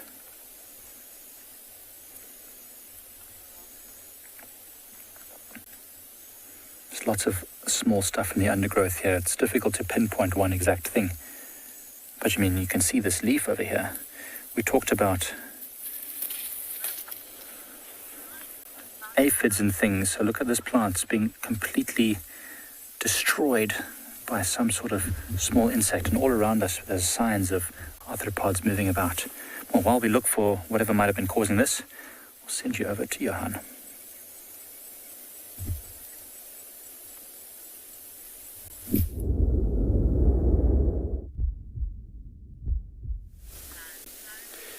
Welcome back, everybody. And on our cheetah search, we have come across this gorgeous dugger boy.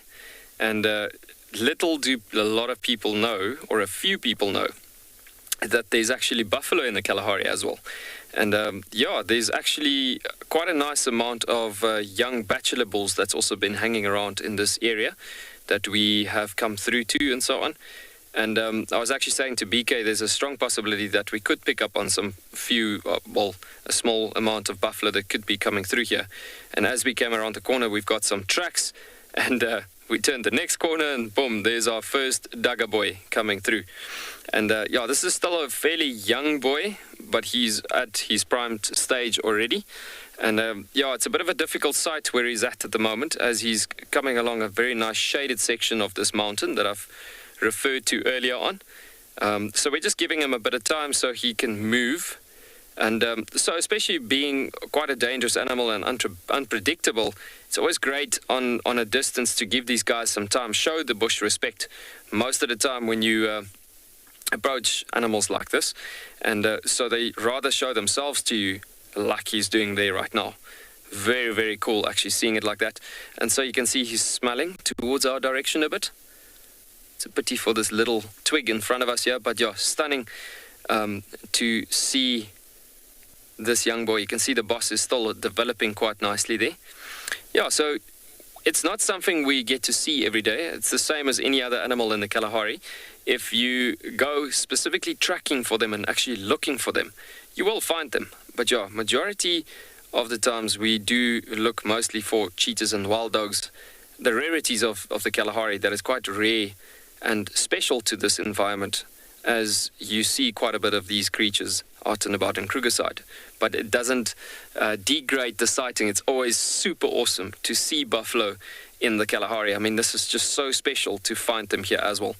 I mean, the Cape buffalo is generally a savanna environmental animal, coming through the savannas of Kruger Park in their hundreds and thousands, and then all the way up to Botswana, those areas. And some of them has even leaped over into the Kalahari of Botswana, certain areas and so, but very smaller numbers as they siphoned out into smaller group units in the Kalahari's ecosystem. But majority of them have leaped over to the green Kalahari.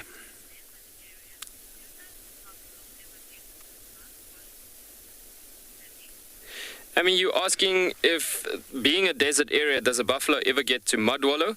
There is actually very nice water bodies. If you think about the water holes that Dylan has been sitting at last year, with that, at some of the water holes where you've seen some of the brown hyena coming through and whatsoever, but also at other water holes, I mean, yes, there's some really big water bodies where there's plenty of opportunity for buffalo to actually do lots of mud wallowing. But look at that stunning animal, and you can see, speaking of which, it is just walked in behind the bush there. We're going to try shift. We might lose a bit of signal where we're at the moment, but yeah, you can see that there was a bit of a patch of mud on his back. Let's try to shift a tiny bit forward. Hopefully we're not losing signal, because we are in quite a mountainous area. Let's see what we can do.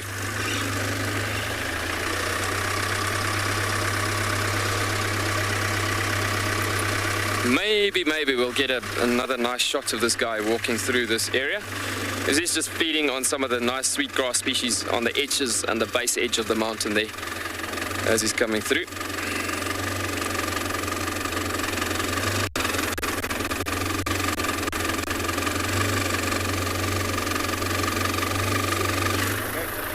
To the back end, eh?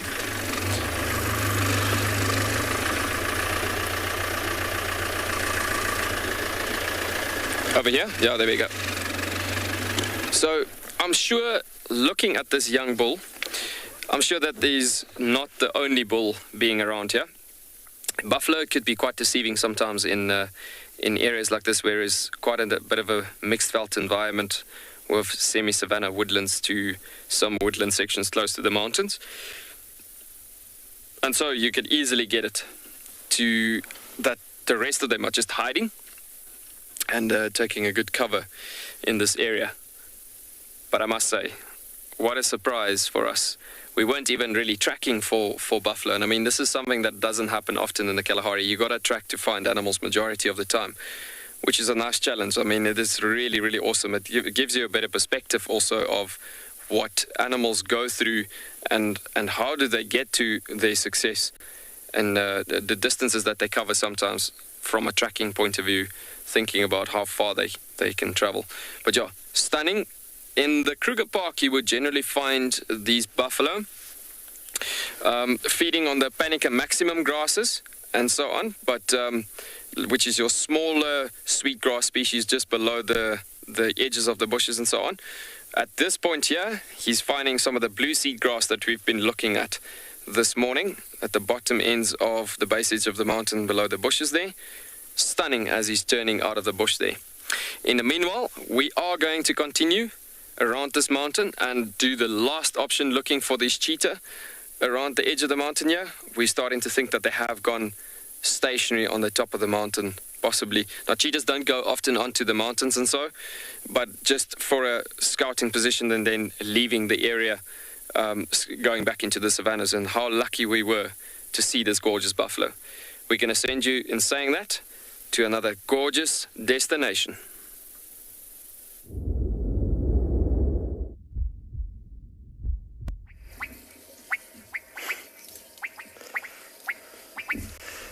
Welcome back to Phinda, where we finally found what we've been looking for the whole afternoon. This guys seem to have gone just behind the bush, and a few of them have moved off just to the right.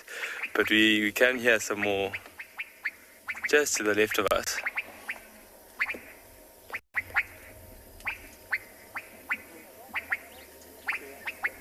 Very, very happy. There's a little bit of water to our left, and a few of them came down quickly, but they didn't have too much to drink. There's so much water around after all the rains that they don't often come to these slightly larger waterholes. They get enough water from the little puddles, so they might spend a little bit of time drinking and splashing around here. And then carry on. See, this guy's just hidden himself right inside this bush now. Made it quite difficult. I think he's playing a bit of hide and seek.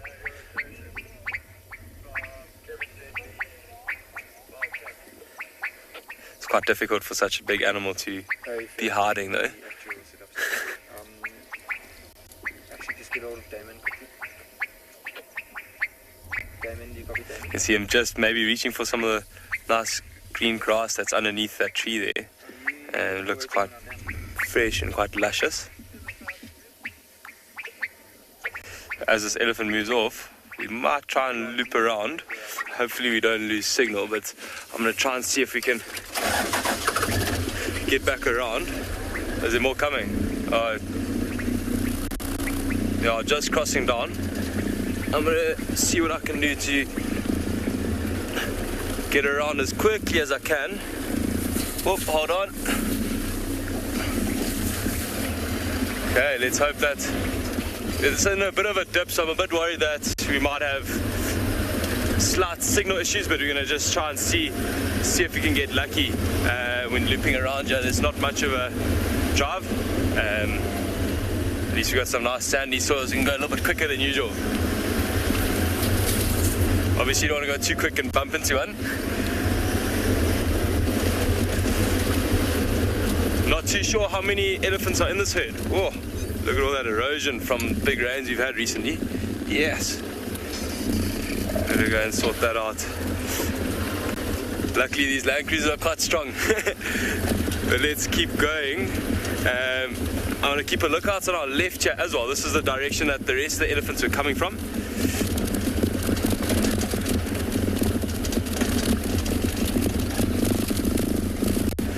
Sam, elephants travel vast distances for various reasons. So in winter, when there's not a lot of water around, they might travel or just stick around areas where there's water.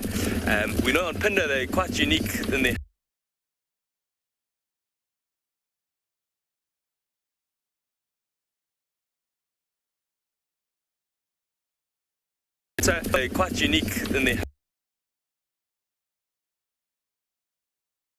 They can be all in the north.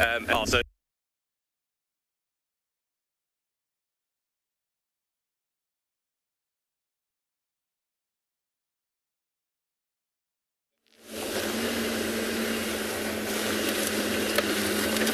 Welcome back, and sorry about that. Yeah, they're coming north up Zoe's. Look at that, everybody. We got them.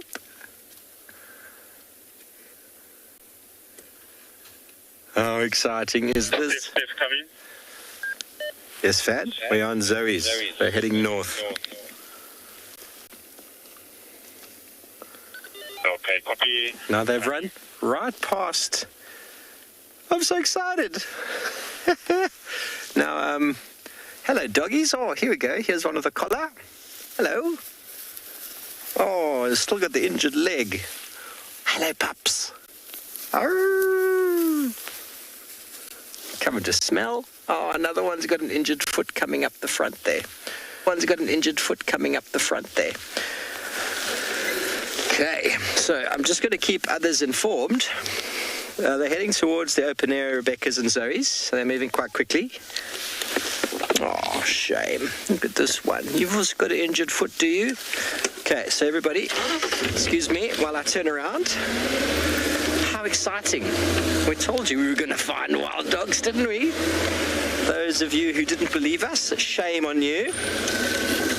You never know what you might find on safari, everybody. Today we have found some wild dogs. That was perfect timing, Gwen. That technical issue that said, oh, they've got such a crazy smell, these dogs.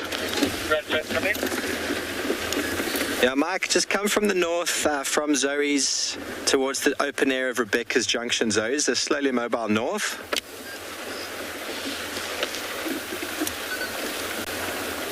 Okay, look at them, everybody. How beautiful. Now, these dogs are going to kill something in a moment. They have managed to run past our male Impala that we were talking about earlier. They managed to run past him somehow, and now they're heading north towards quarantine. It's very hard to explain the smell, everyone.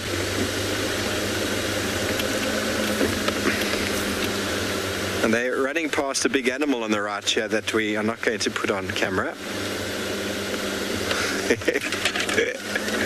Oh, you're giving him some attention. Hello? Attention. What was going on? What's the pain? What's the agony? Oh, he's got quite a badly injured elbow. Oh, can you see it? They were both licking it. Oh, shame.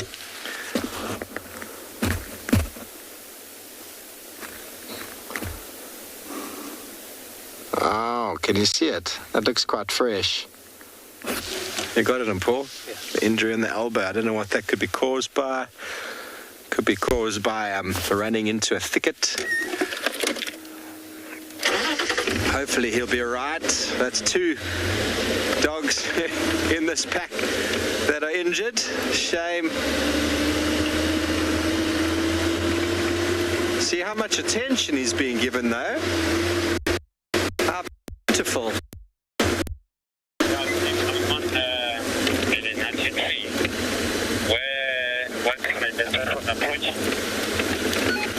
Come straight on to Zoe's from Belenati's. They're just here before the open area.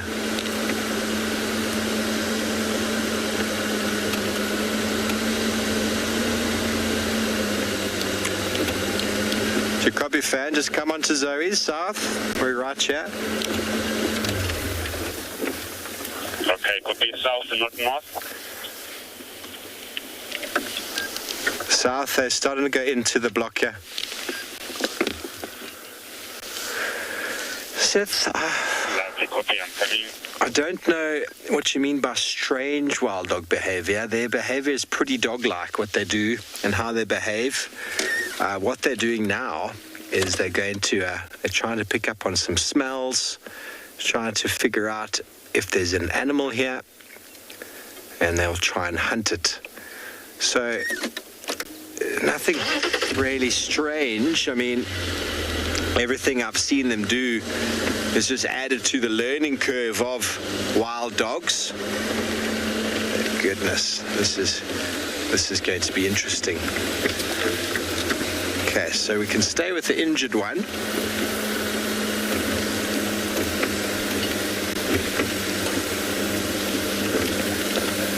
Yeah, fair. They're just going down into what's that old hyena den here off Zoe's.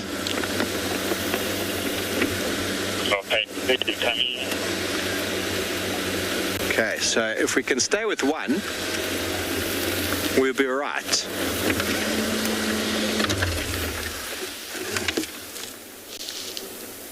They clearly care for him.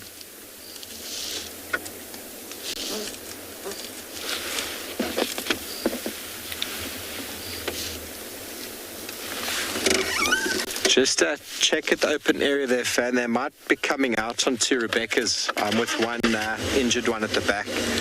So 50, it is amazing how they adapt. Okay, copy. I got one that has been attacked mobile to the east on Rebecca's road. Sorry, one here from Rebecca's road. Okay, so they are out on the other side. So 50, they do adapt very, very well. Very, very well. And they adapt or die, unfortunately.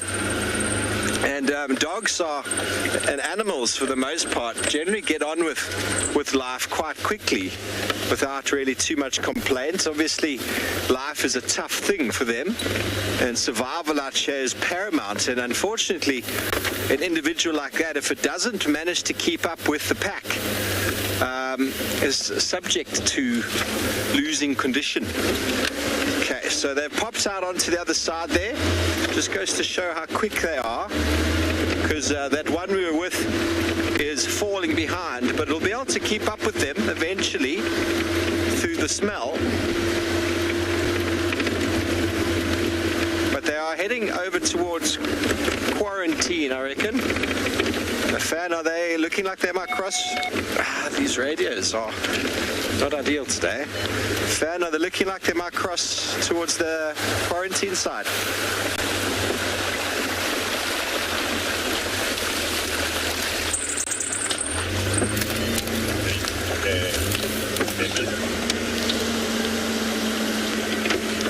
Okay, copied. Okay, we're going to try to keep up with these dogs, and we'll catch up with you in a little bit.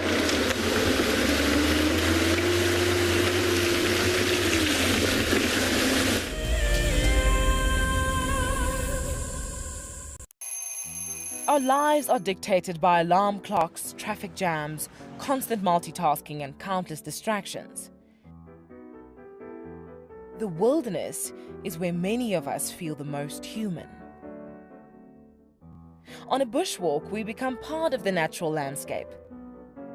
As you step off the vehicle, everything comes alive.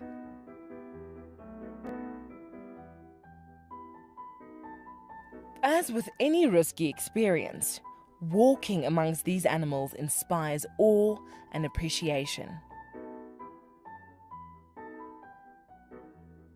Now, it's your turn to go on a bushwalk. Join us from Pride Lands as we slow down our thoughts, put aside our distractions, and reconnect with a place that first taught us how to be human. The Mara Triangle is a jewel in the Kenyan conservation crown, and thanks to the dedication of the Mara Conservancy, it thrives as one of Earth's greatest national treasures. We have been experiencing a reduction in the wares nests that we collect on a monthly basis, and this is basically attributed to our intense patrols. Over the years, this courageous team of anti-poachers has reduced poaching to almost zero. Mimi naitwa Stephen Olereso. Nimefanya kazi miaka 16 sasa. Kuanzia miaka 2002. Hao wanadamu ni wenye utua sana inaogofya ni wale wenye wanaenda kama ndovu. Wanatumia kama bunduki. Sasa hiyo ndio huwa inakuanga hatari sana kwa sisi. As a result of the global pandemic and the massive reduction in tourist revenue, the Mara Triangle is facing a financial crisis. They need your help if they are to continue their ability to protect this magical land. Hi everyone, my name's Daniel Fisher and I'm going to be your guide this afternoon. I'm looking really forward to taking you through and showing you all the beautiful places here at andBeyond in Ngala. If you have any questions, please register on our website. Once registered, go to the live page feed and post your questions underneath the live feed. Join me on my next safari through andBeyond in Ngala on WildEarth. Send me live questions through the WildEarth website and I'll answer them live from the African bush.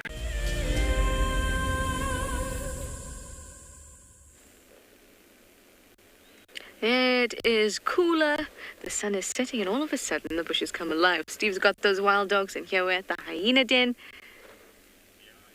Look at that. We've got Corky's young girl there off to the left. We've got Ntima suckling her youngster. There also, look at this girl. She's gorgeous. Having a stretch. The other one's having a yawn. And Ribbon is here too. But Ribbon is just enjoying herself with a bit of me time.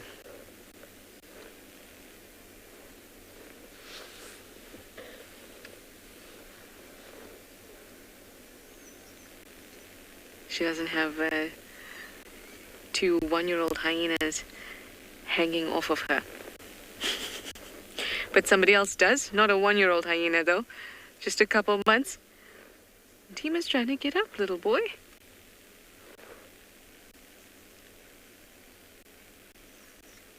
Listen to the baby squeal.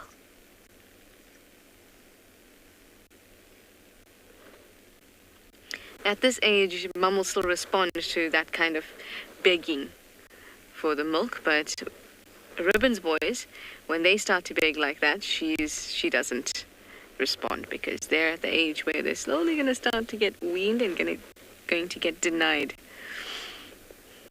Slowly but surely.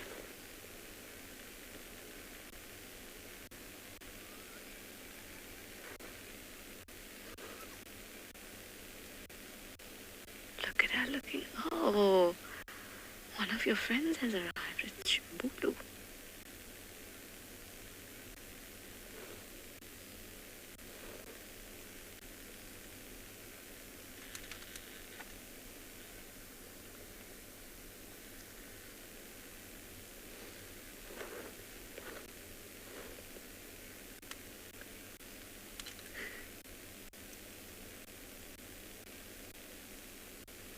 Hi, Lucky. You'd like to know what's the difference between a wild dog and a hyena?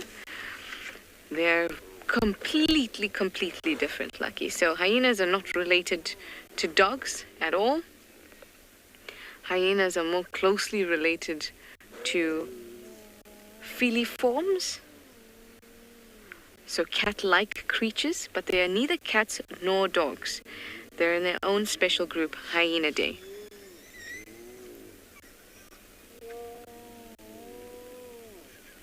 So it's kind of like asking the difference between a cat and a dog. They're completely different creatures. We'll get into it just a little bit. I just want you to listen to these sounds first. It's a hyena blockage almost. Some are trying to get milk, some are trying to feed, some are trying to greet.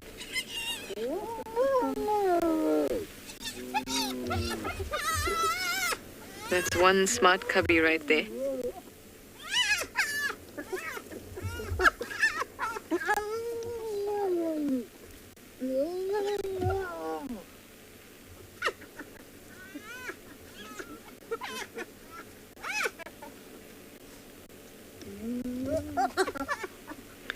Interesting. Intima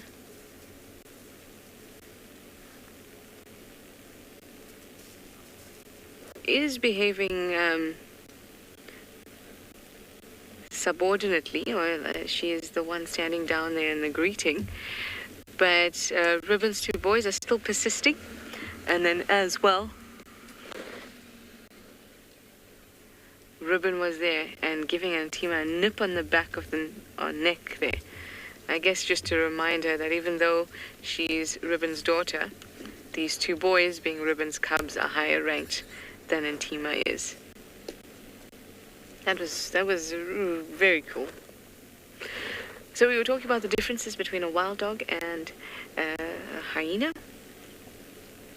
Like we said, completely different families, Hyenidae, Canidae. So they live completely different lifestyles with different lineages. But I understand why you're asking it, because they can look similar, especially to somebody who hasn't seen or spent time with either of them. But now that you've had a good look at the hyenas and you see that the way their body slopes, they've got front forequarters, smaller ears, a thick, heavy build. Now go over to Steve and have a look at his wild dogs and tell me if you still feel that they should be related.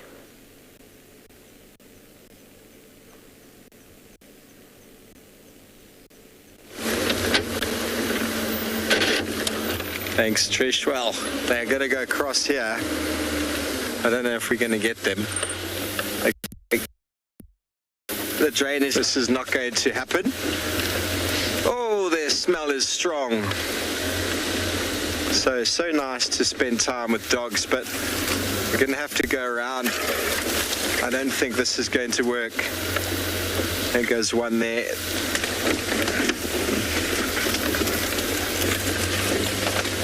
No, this is not going to work. We're going to go around onto Philemon's cut line, Philemon's dip.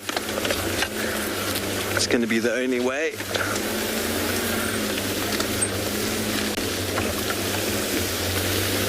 And they are on the move. Okay, well, while we try and get around, let's send you over to Tswalu with the giraffe.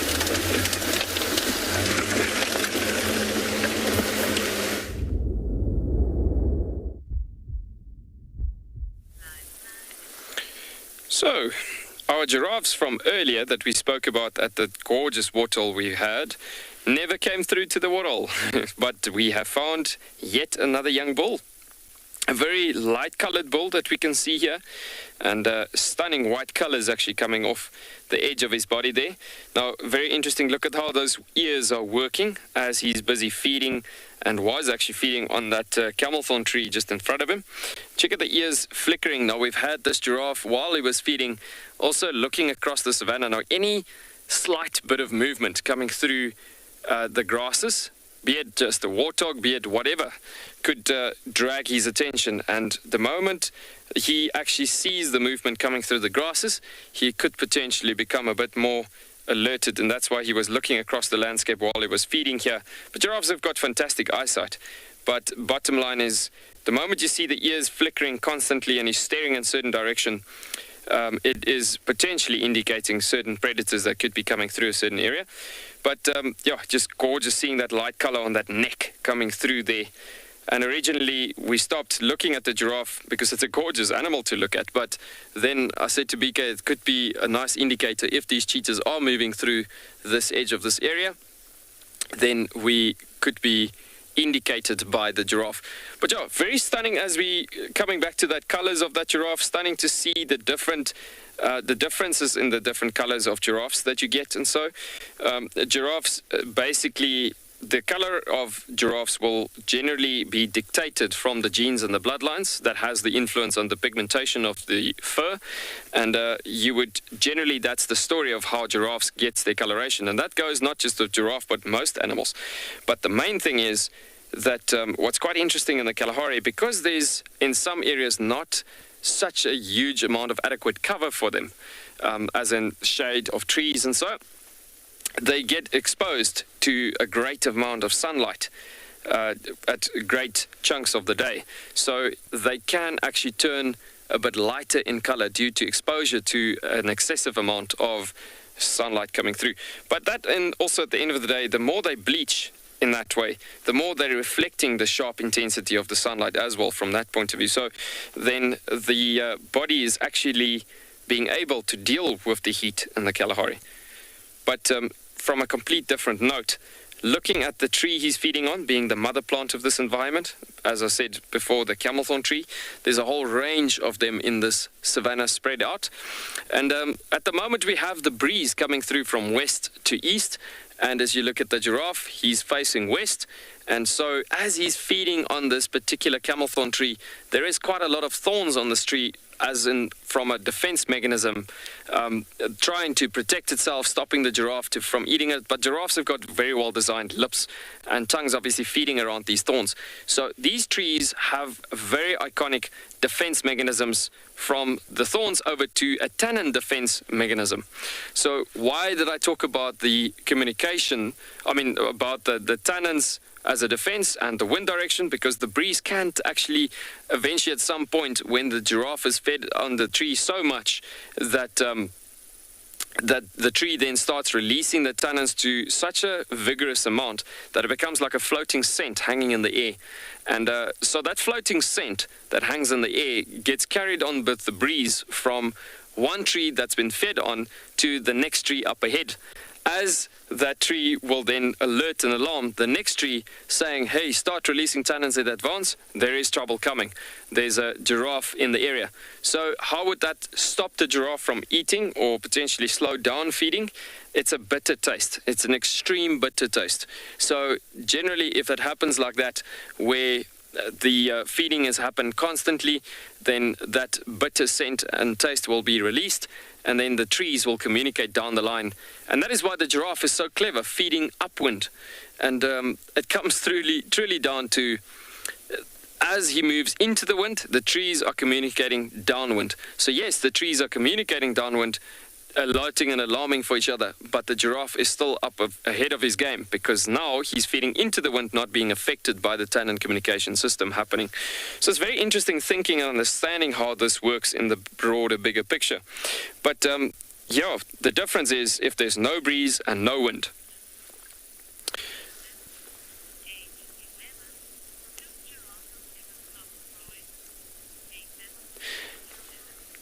Nathan, age 11, you wondering if giraffe ever stopped growing? You know what? A lot of animals would grow continuously, like horns would grow on antelope and so. But the thing is, growth just slows down at a certain age of a giraffe's life, and so giraffes never really go past the stretching mark of 5 meters in height or so, which is some of the top records ever been recorded before. But yeah, basically your females, you're looking at about 3.5 meters in height or so, to your males on average about 4 meters. And yeah, but growth generally just slows down from that. So as I was saying, with the feeding and the communication system happening of the plants and so, trouble comes through when there's no breeze. And when there's no breeze, it comes down truly to that there's 360-degree angle spread of communication through the tannin spread communication systems, and then they're going to have to feed at a much faster rate and speed, because then the tannins can catch up to them, the tannin communication system. In the meanwhile, we're going to descend down this dune, and we're going to send you over to Steve, where he's found something else for you, and then we're going to continue looking for this cheetah down this dune. We'll see you a bit later.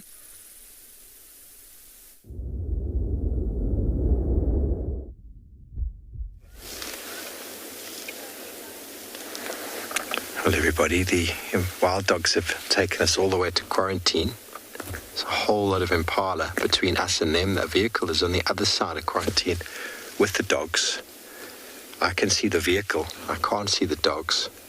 But I think they've seen these Impala, but the Impala and wildebeest that are all over this open area have not lifted a head. Here we go. Here comes some Impala running on the right there by the tree. Here come the Impala.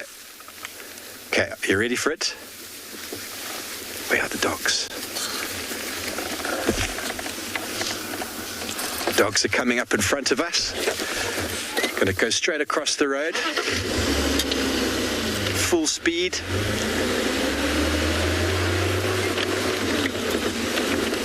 Hold on. Right across the bush brass out, straight towards the other side of quarantine. You see how the Impala didn't alarm call? They just started running. And they're showing that rocking horse gait. Showing I'm fit, I'm strong. Don't go for me. Dogs are still on our left-hand side.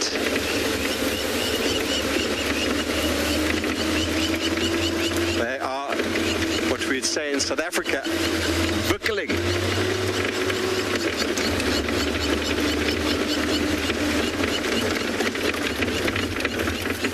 And the dogs are just here. They are going to catch something now. Some of them have turned. I don't know why they're not going for this Impala that's standing here, this young male Impala. You'd almost think he is, oh, there he goes, on his own. Oh, this is so much fun. Dogs are going off again on the left. Here we go, there's a young Impala.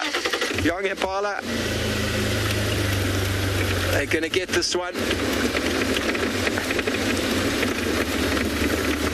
I must just warn you, if they do catch it, it's not going to be very pleasant to watch, so be prepared. Here, they got it. They've got it, everybody. If you're not into gruesome scenes, look away right now.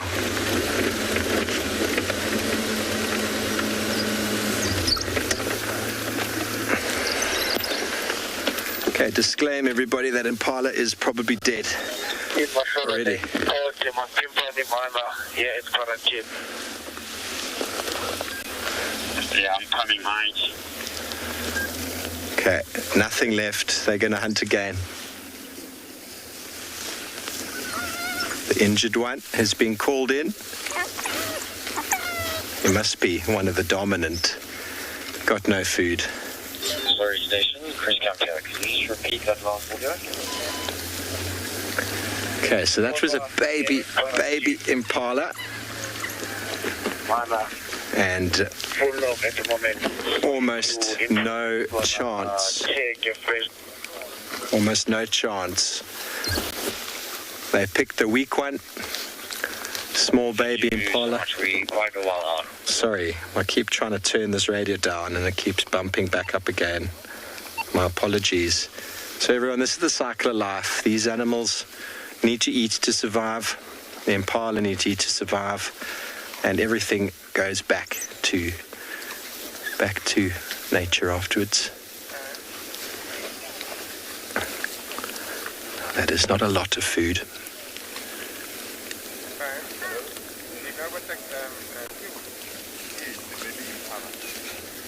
So one few-month-old, 6-7-month-old Impala lamb got isolated from the group. Oh, shame. This one is injured. Okay, so I'm going to go, because this one's going to hunt again behind me. This one with the collar. Lisa, incredible, aren't they? How much power was that? Don't go into the thickets there, Mr. Wild Dog.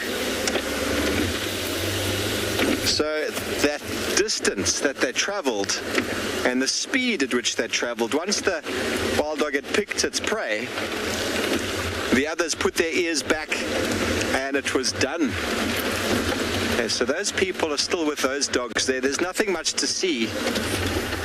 This dog is going to see how the Impala have gone from the open area to disappearing into the thickets here. Quite incredible. I'm not sure how much of that you actually got to see, but those Impala, one started running, rocking horse gaits, they all picked up on it, and they just bolted past us. And there wasn't a sound. Even the wildebeest ran off. And now there's not an Impala to be seen.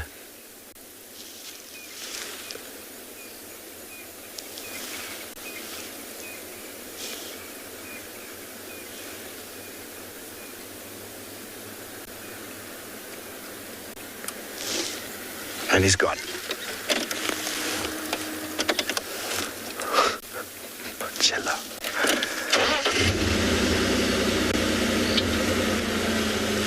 Okay, that dog's gone. Let's go back to the rest of them.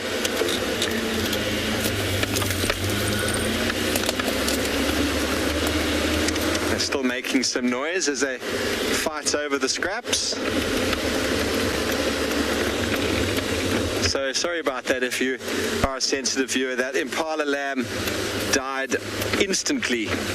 Not like the warthog yesterday. Warthog yesterday was a different story altogether.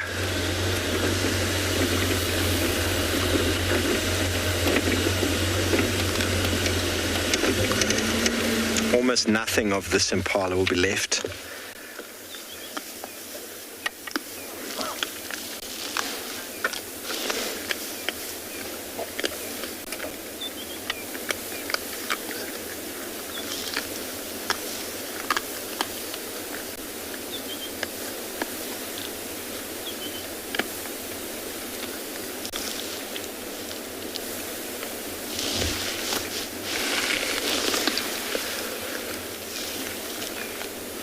It's almost getting to that time of evening when we won't be viewing the dogs anymore. quite sensitive to at the night. We don't want to obviously attract lions into the area. They're a very vigilant bunch. But the impalas that were here are gone.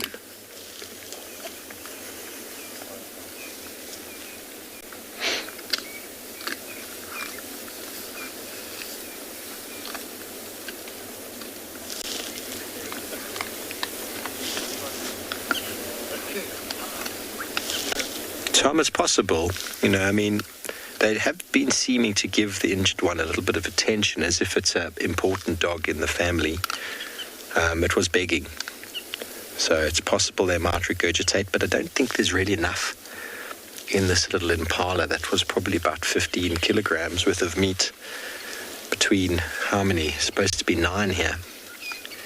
There's really not that much to go between them, so that's why they'll eat everything, bones and all. They really needed to catch a bigger impala there, and they tried, but we talk about how successful the dogs are, but we saw how effective the behavior of the impala was there, being out in the open. We spoke earlier about that impala male being on his own. If he's on his own like that and a pack of dogs arrive, he's got no chance. It's the early warning signal that gives impala hope. There were a lot of impala that the dogs could have gone for, but because they were showing strength and because they weren't the ones keyed up for attack, they got left alone. So that, oh my goodness.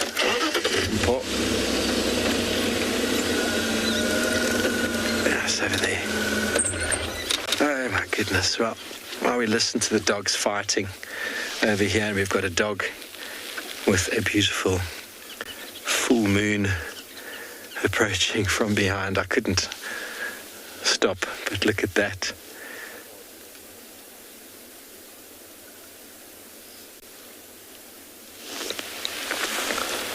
It's possible they might hunt again. They are still hungry, but it is also getting to time of night when their eyesight will start getting limited, but with the full moon approaching, there's still potential. They've got to go through the find and seek again. Find and seek.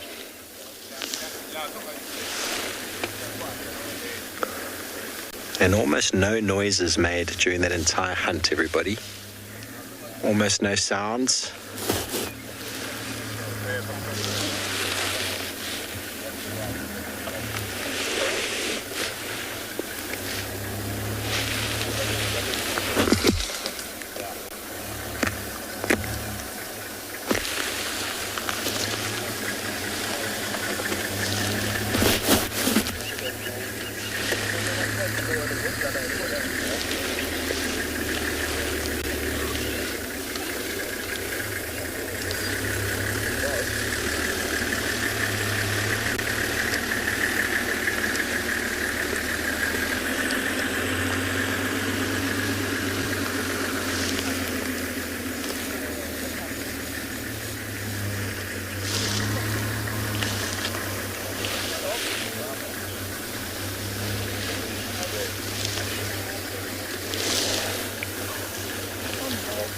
Okay, well, everybody, we're not going anywhere. We're going to send you over to one who's got the buffalo.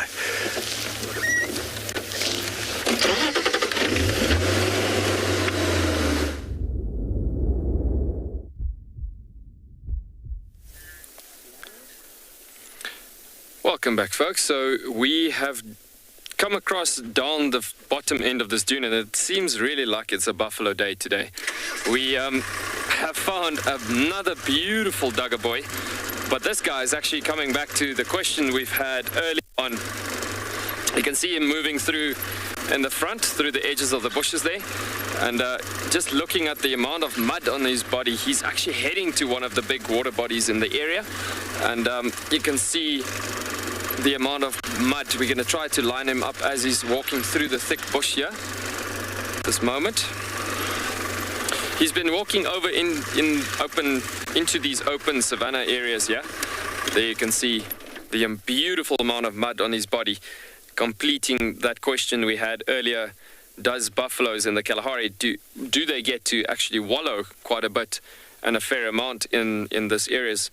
And it's due to these rather large pans and nice big water bodies that we have in certain areas, especially close to the mountains and so, that we could have this activity happening.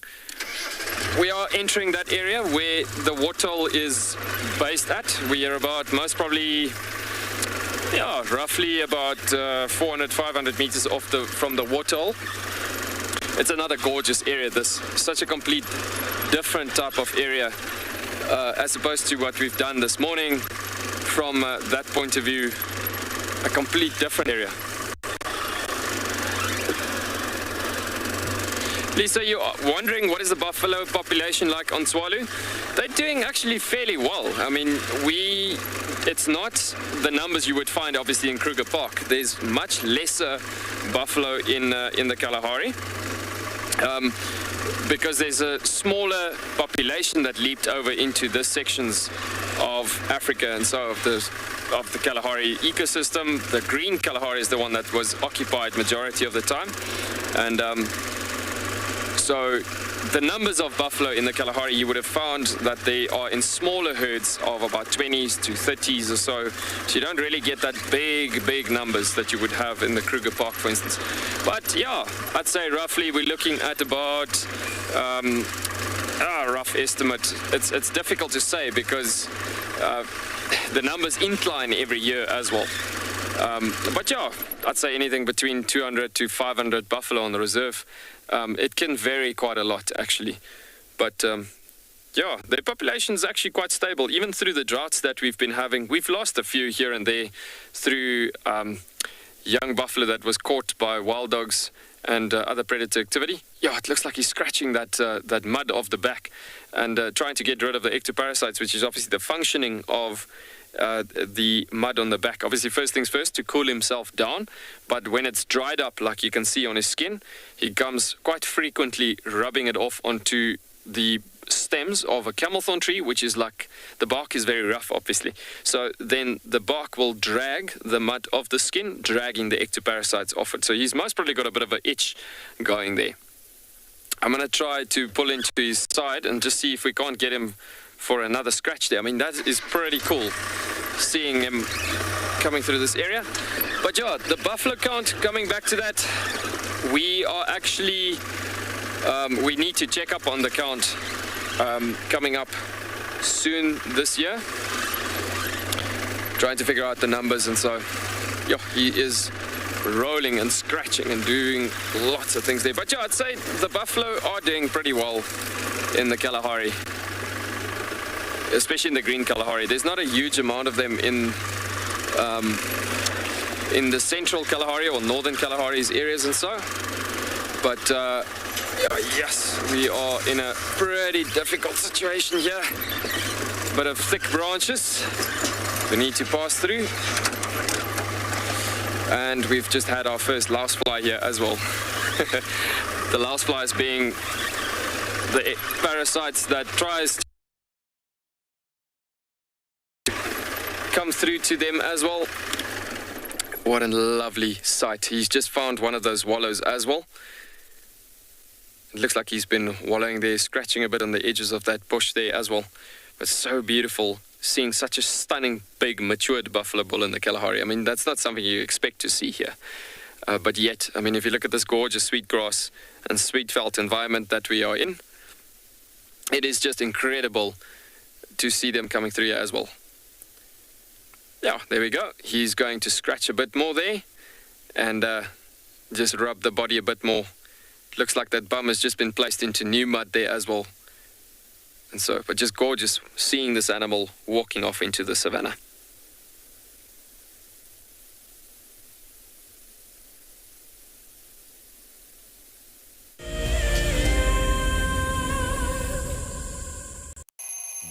Our lives are dictated by alarm clocks, traffic jams, constant multitasking, and countless distractions. The wilderness is where many of us feel the most human. On a bushwalk, we become part of the natural landscape. As you step off the vehicle, everything comes alive.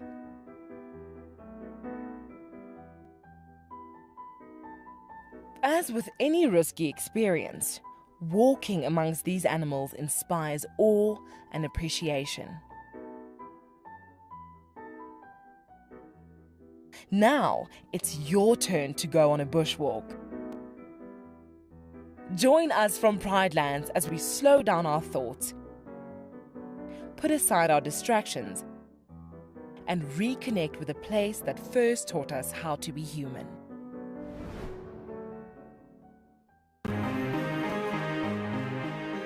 I'm absolutely delighted to have won the February prize draw for 3 nights for 6 people at the Djuma Private Game Reserve.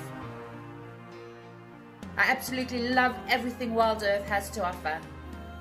I find the guides extremely knowledgeable and will go above and beyond to ensure a great safari experience. I will be taking my husband and family from the UK to experience this once-in-a-lifetime opportunity. One of the main reasons I joined the WildEarth Explorer program was for the fireside chats and also to win an incredible prize, which I am so fortunate to win and incredibly happy. I would like to thank WildEarth for this amazing prize and cannot wait to meet the team.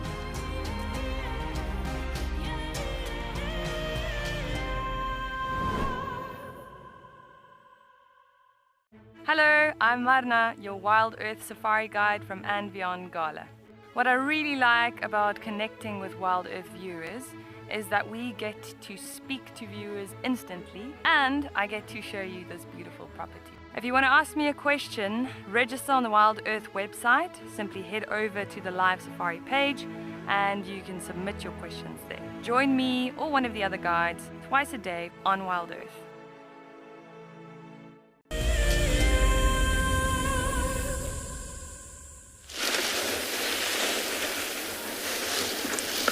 Welcome back to the full moon, everybody. We moved on from the dogs as it gets dark. Time to leave them be. They were left lying up in the road. It's not uncommon for them to hunt in a full moon, but we will often close the sighting as soon as the sun sets or as soon as the light fades, so that we don't influence the dogs in any way. How beautiful was that? It was such a wonderful, wonderful scene, and I'm just going to allow you to enjoy this full moon and allow you to just sort of soak it up and maybe reflect a little bit on what we just experienced.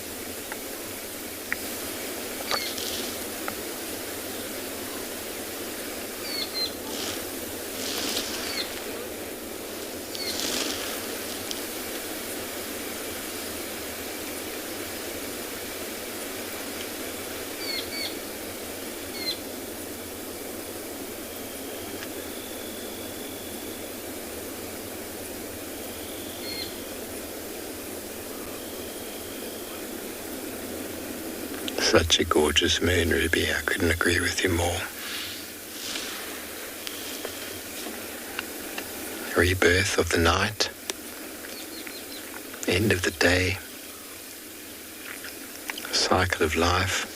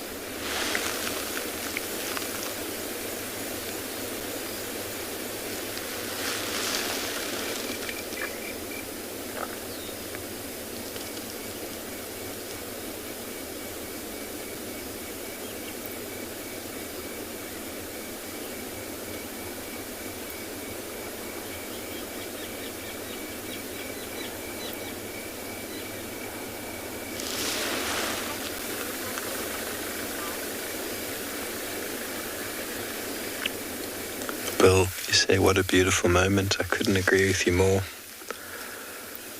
From such a scene like before, the dogs destroying a life, to a serene view like this, where the wildebeest that are mingling around still aren't concerned at all.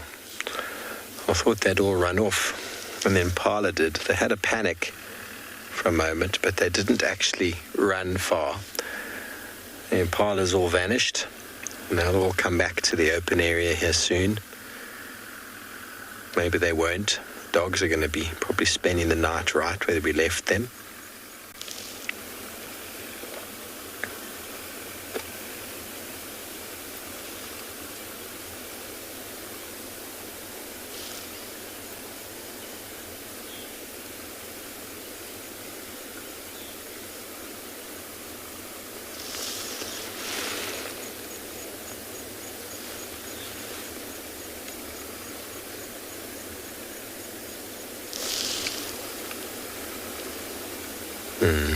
Very good. It sounds like Trisha's caught up with some hyenas. Let's go see who she's got.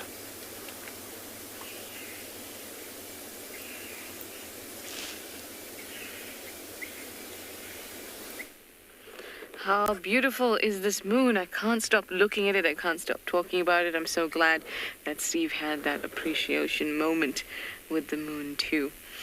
Here, we've got the usual suspects. Ribbon and the two boys are around. Corky's girl is around too, and Tima's little one has scurried away, and so has Antima. I'm very surprised considering how close, oh, there's a little one, how close the wild dogs were or are to the den. I'm very surprised that the hyenas weren't up and already on the tail of those dogs, because we've just recently, I mean, we always know that hyenas have an excellent sense of smell. They have really well-developed olfactory senses. They have really large nostrils in that nose. It allows them to take in more chemicals and to also process those efficiently. But we also, and, you know, they can pick up a trail that's 3 days old, all those things we've heard. But recently, Steve and I have both been seeing, in actuality, like, you know, in fact, I followed Hart from the den up to Gallagher Shortcut Junction, Buffalo's Cut Line. That's 4 kilometers, let's say. And she made a beeline, absolute beeline from here up to that junction. And what was at that junction? Wild dogs. So I don't know if they're getting audio cues, but my gut tells me that it's olfactory related cues. Perhaps it's a combination. So often things are a combination. But she just went straight there. Steve also had one. I can't remember what it was exactly, but I think she was following Sutu or Swazi. I think it was Sutu, and then she just kind of went straight towards either leopard or wild dog, I'm not sure, but also over a distance. They have an unbelievable sense of smell. So I'm quite surprised that they didn't immediately get up, especially since the wild dogs made a kill too. Perhaps they're prioritizing suckling this evening. Good for them.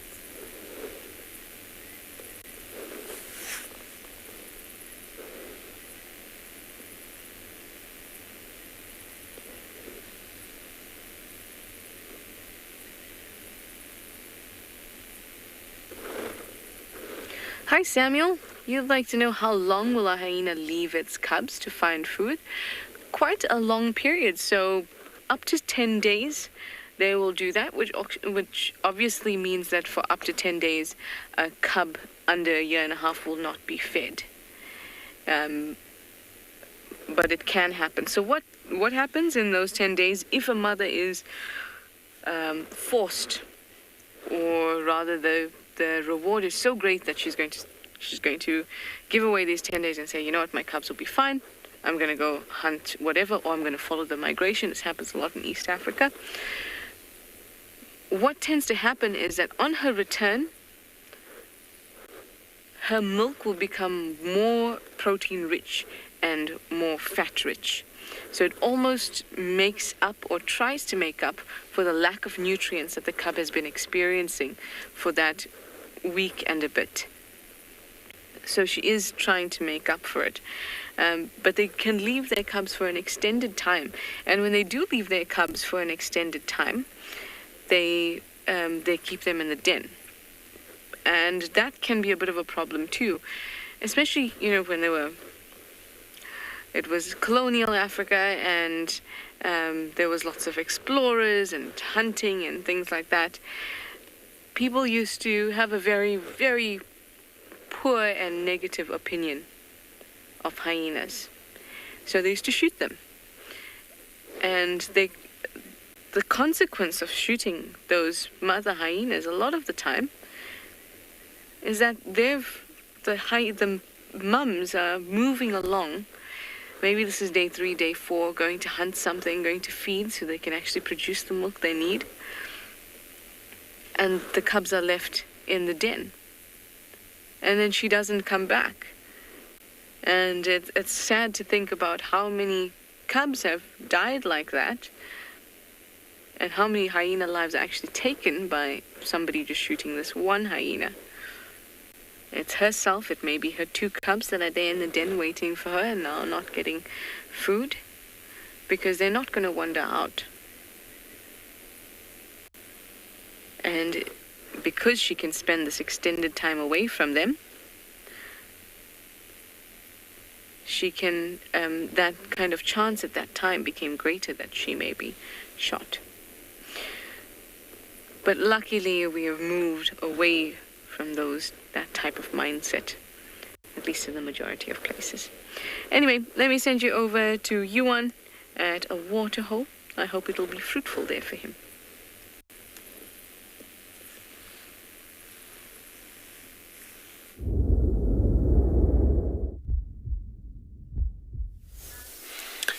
So we've decided to stick with this buffalo bull. As you can see, he's very wet now on the edge of his body, because we knew that he was going to take us back to the waterhole, and we were kind of hoping to see that there's others actually coming through to the water that he might be leading us to.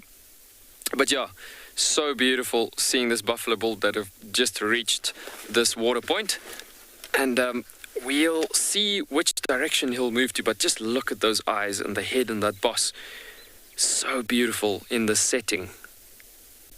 And he might even go over to wallowing on the edge of this water, maybe. I think what we'll do is just give him a bit of space. Let's just pull around. Just give him a bit more space around here. Because there's a nice wallowing spot there that he could actually get to a nice walling position here. I firmly believe in giving animals a lot of space in the bushes, just generally due to respecting these animals is just such a good thing. And they also see and they know that we are in a formality of giving them enough space. And they can actually see that we're respecting them, so they actually know that it's a safe situation in that way.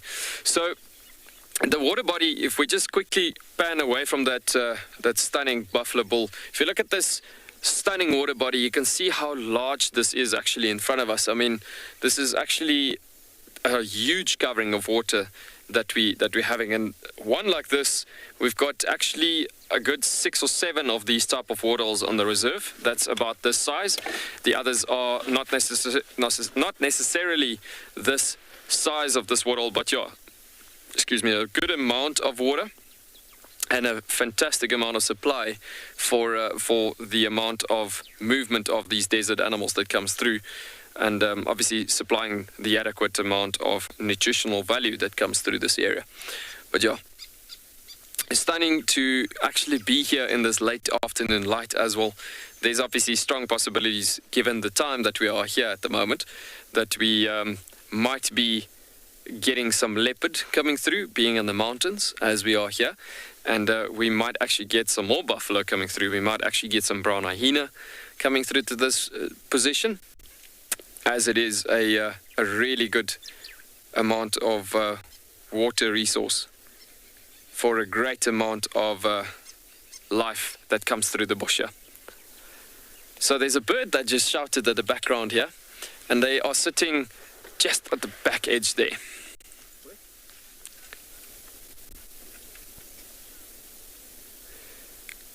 Ifsi, could you just repeat that question again?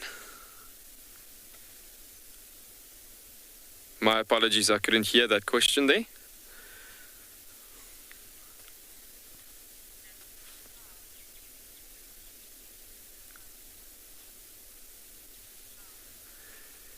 So, Charles, you are wondering which species of buffalo is, or which species of animals is drawn to buffalo, if I hope I understood that right.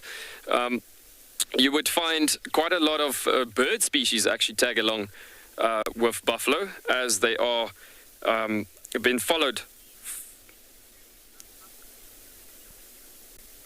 Okay, diseases. Yeah, sorry, man. Yeah, we in a pretty hectic spot here for signal, but yeah.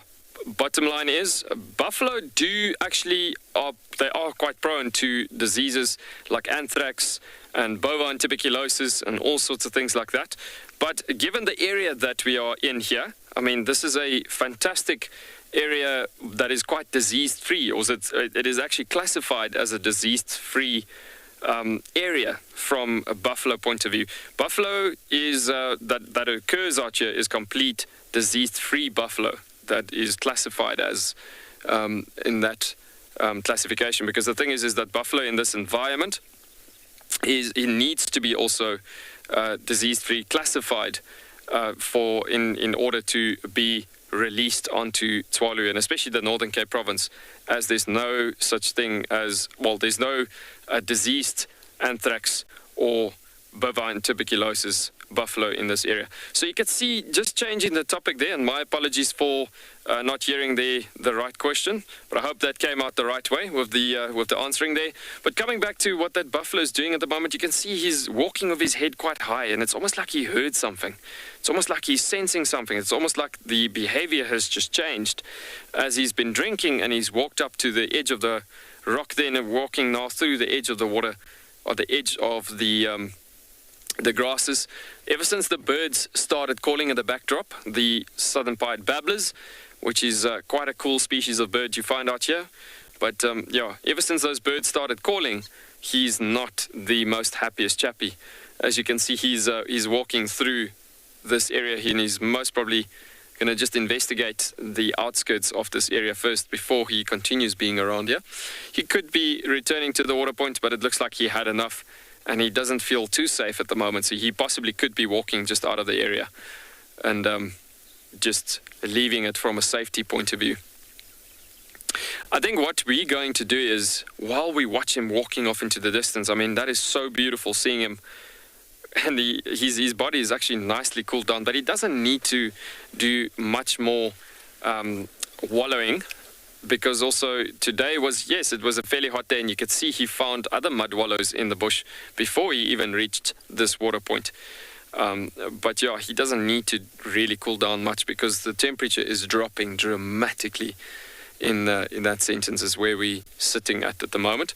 So we're going to watch this guy walking off into the distance, ease off into the evening sounds a bit, and possibly watch something moving into this water point. So we are going to sit a tiny bit longer at this water point and just hoping to see something moving in. Otherwise, we'll see you a bit later. We're going to send you back over to Trish.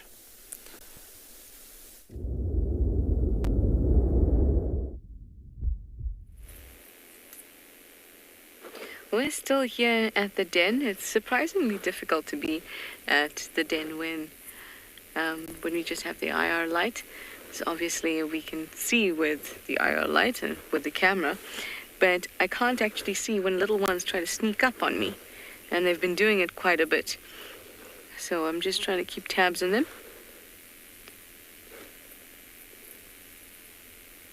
At the moment, everything is pretty peaceful. I don't hear anybody around my vehicle. I got a bit of a startle when I saw one's face almost on top of my feet earlier on when I was looking at the moon. Too busy looking at the moon. And one of the cubs took advantage of that and decided to sneak up on me. Lots of play happening here. Ribbon is still on the far side.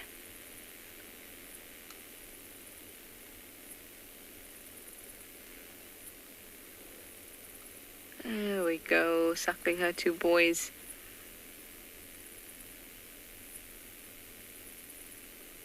So very chilled out, very relaxed here at the den tonight, as opposed to last night when there was a lot of commotion. Was it last night? I think it was. When there was whooping and a lot of commotion going on. They were darting off in different directions. But today, very, very, very relaxed.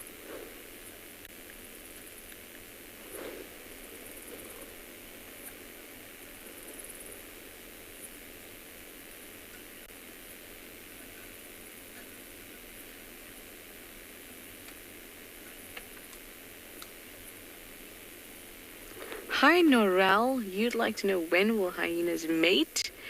So the hyenas will mate or are likely to conceive every year and a half to, or rather 2 years. Or a year and a half to 2 years, they're likely to mate.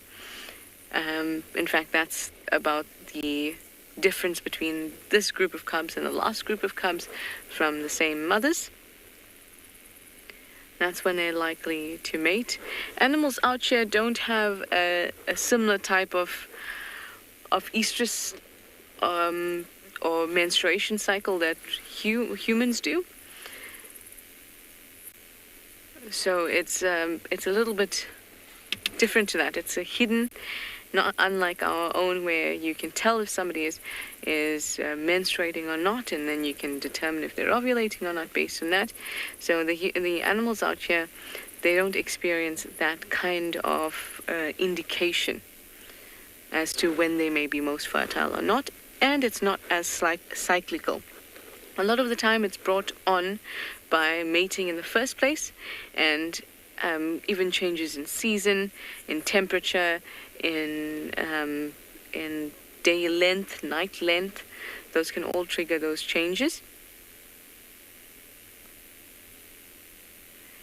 But it is common for one individual to fall pregnant, and then for the other clan females who are of the age where they can also fall pregnant in maturity, then they too will have those cubs in one go. And that's very useful, because then they can make use of a communal den. It strengthens bonds, it forms alliances, and it also helps the cubs to grow up in an environment where they can assert their dominance or accept their subordinates. It's very important for mammals to have playmates because it teaches them the do's and don'ts of social interactions, as well as their own strength and their own weaknesses.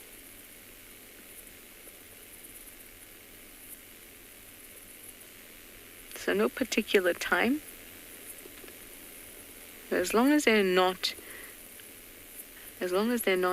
still feeding, as in nursing the cubs, they can still fall pregnant. The cubs don't have to necessarily be independent or mature for them to fall pregnant again, as long as they're not still suckling their last lot of cubs.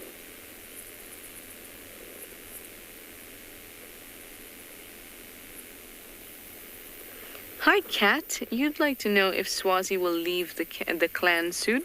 Yes, he most certainly will. He's coming to that age where he'd definitely be dispersing for males. That's between 2.5 and 3 when they've reached maturity. It will be something that's going to be imminent. It's going to happen very soon. So he most definitely will leave soon. It would be nice to see what happens with Sutu, because she's part of the clan, but she hasn't seemed to have formed strong alliances with any of the adult females. So it'd be interesting to see what happens with her. Ndebele as well. That's Swazi's sister. Both of those females, we only see them occasionally around the clan, the clan's den at least. But Swazi he'll need to disperse, and it's going to happen soon. So I treasure the moments we spend with him, because he's such a character. And I've known him from the time he was born, and he's just he's got a really special place in my heart, and I know for many of you too. So I think spending or appreciating all the time we get to spend with him is definitely the way to go, because his dispersion is imminent.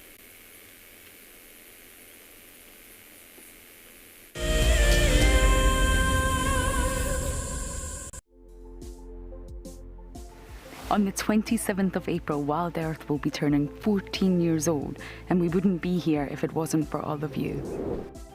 And to celebrate, we will be finishing the beautiful book that we started last year that looks at the history so far. But we do need you to be part of it. Please submit your most memorable sighting, or what WildEarth means to you, or even just your name and a comment to be included inside the book.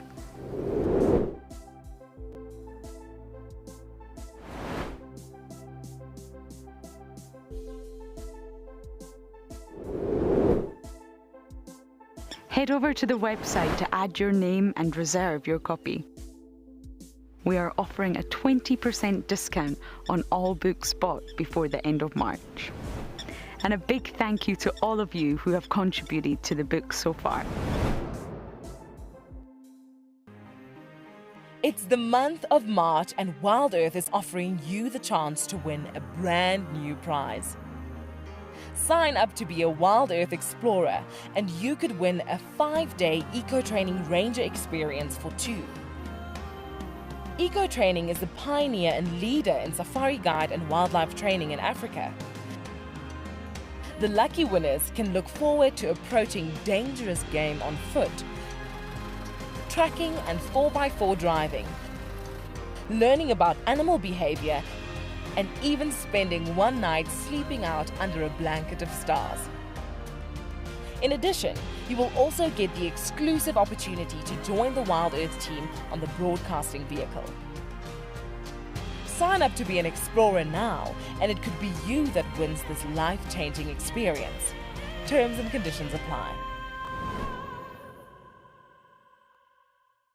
I got into wildlife filmmaking because of a passion for nature and a notion that I could make a difference. Helping others fall in love with nature brings meaning to what I do. It's also a lot of fun.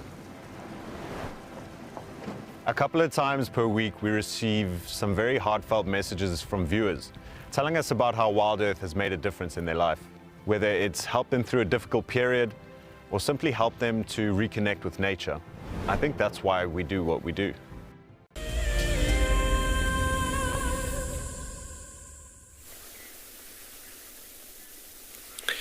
So as you can see, we are still sitting here and our buffalo has just left us going into the thicket.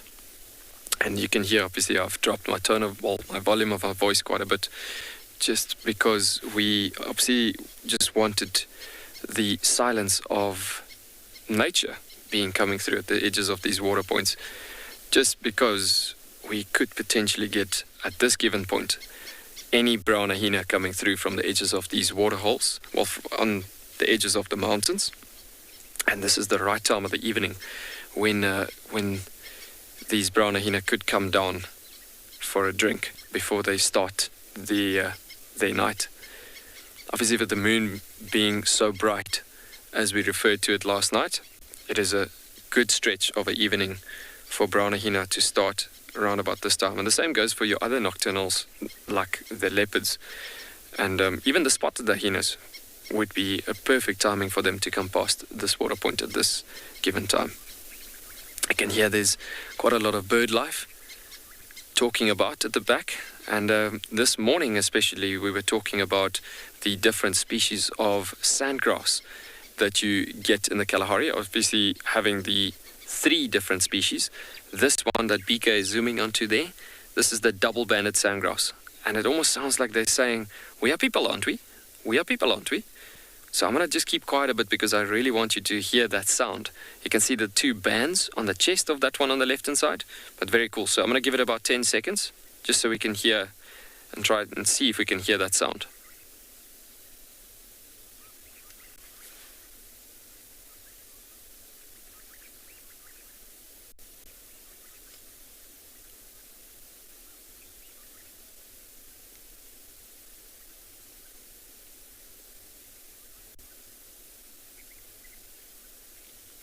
So I really do hope you have heard the sounds there. It's actually as they come into land, a lot of them are males and chatting about to the other males, and everybody just saying, I'm here, I'm registering, I'm here. So they occur in these flocks together. But look how that beautiful predominant banding on the chest, so different, the banding on the chest as opposed to the birchal sandgrass that we've seen this morning. It seems like it was a bit tough hearing them there.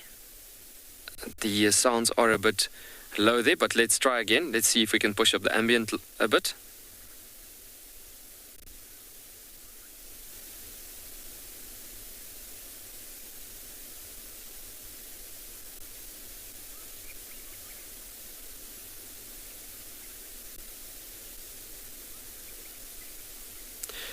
Yeah, so it truly really sounds like a proper,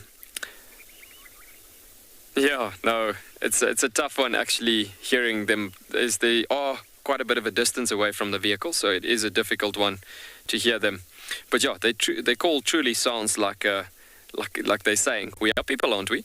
It's, if I can mimic it basically, it sounds like and they constantly go like that as they come into land. So they do occur in nice flocks together as they, again, coming to that teamwork, family units and partnerships situation for survival strategies, the ways of surviving in the Kalahari. But yeah, always in nice flocks together. The Namakwa sandgrass, actually, the one that we haven't seen yet, is the one that you generally see also in big flocks.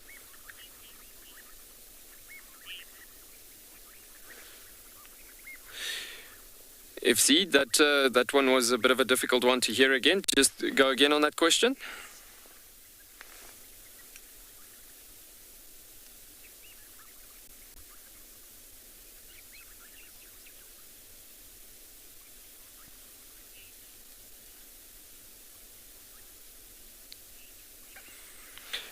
Yeah, there's lots of David. Apparently, it sounds like you are commenting about the presence of the pleasance of the evening. Yes, I couldn't agree more.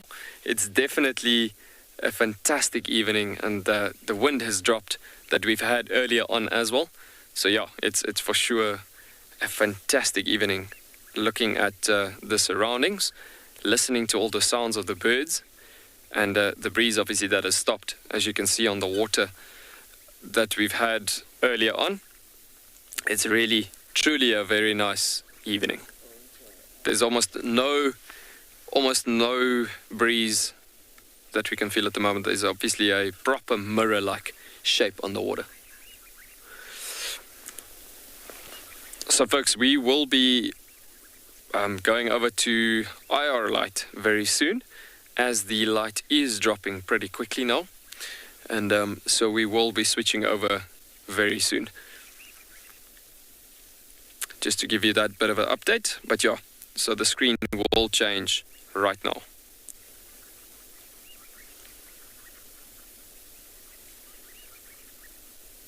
Yeah, just look at the amounts that has suddenly arrived at the water, hey? And look at that beautiful band that that is reflecting on the water there as well.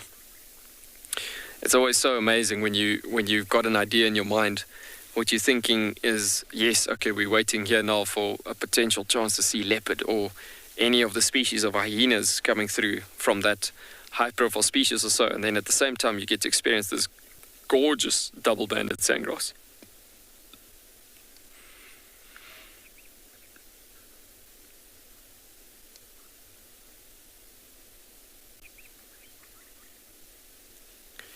It is just so pleasant sitting here. There's a level of peace and calmness coming over one by just listening and observing at a peaceful destination like this. And there's just watching these gorgeous birds at the same time, and obviously with that buffalo earlier on, just watching the grace and the peace that you can experience with animals walking so gracefully into destinations like this as well. I mean, it is just so special.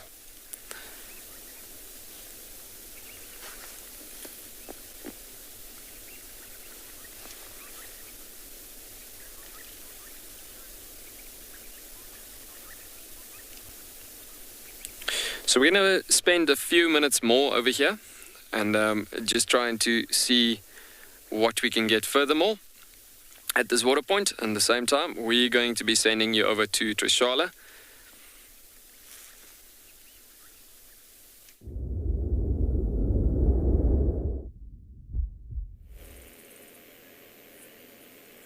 Relaxed indeed. In fact, they're so nice and relaxed that I suspect that very little will happen here in the next half an hour to an hour.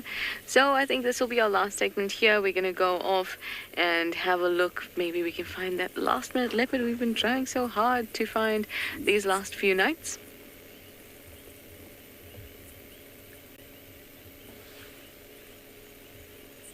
It's always such a like a chance that you take. You know, you could leave the den and go and find something else, but then at the same time you could stay at the den and enjoy them. So it's always a bit of a chance that we've got to take. Look at this little one. This little one has given us more entertainment than any of the others, I think, at least for the stint. What a beautiful little male cub. Trying his luck, obviously.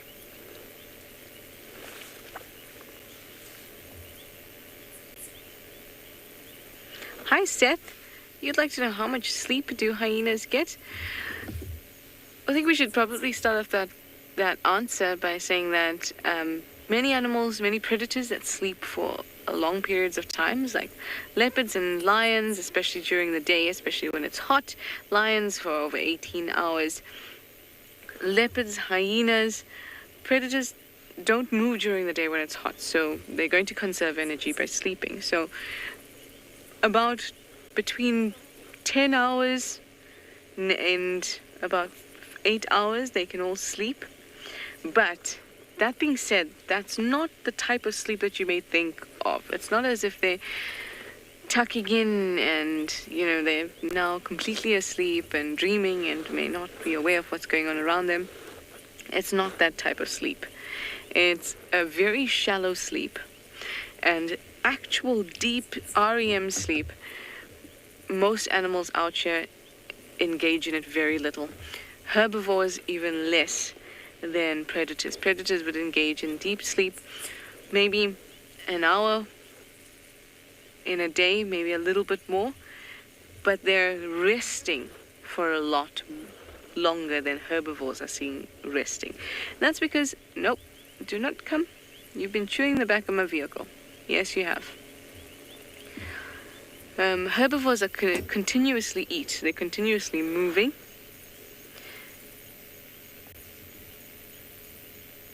And they only manage to get a little bit of sleep. They're also continuously watching their back. Make sure that they're not going to become prey for one of the carnivores. But the carnivores have it a little bit easier in the sense that they can eat their one meal today. It's going to last them a couple days. And the rest of the time they can conserve their energy.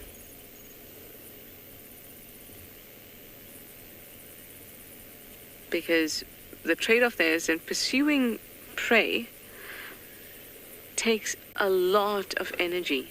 And that's something herbivores don't have to do. So that's where the difference comes in between their requirements. Anyway, look at this sweet face. Let me send you over to Tswalu, which has a beautiful scene. I'm going to make up my mind about whether I'm going to go find a last-minute leopard or stay here.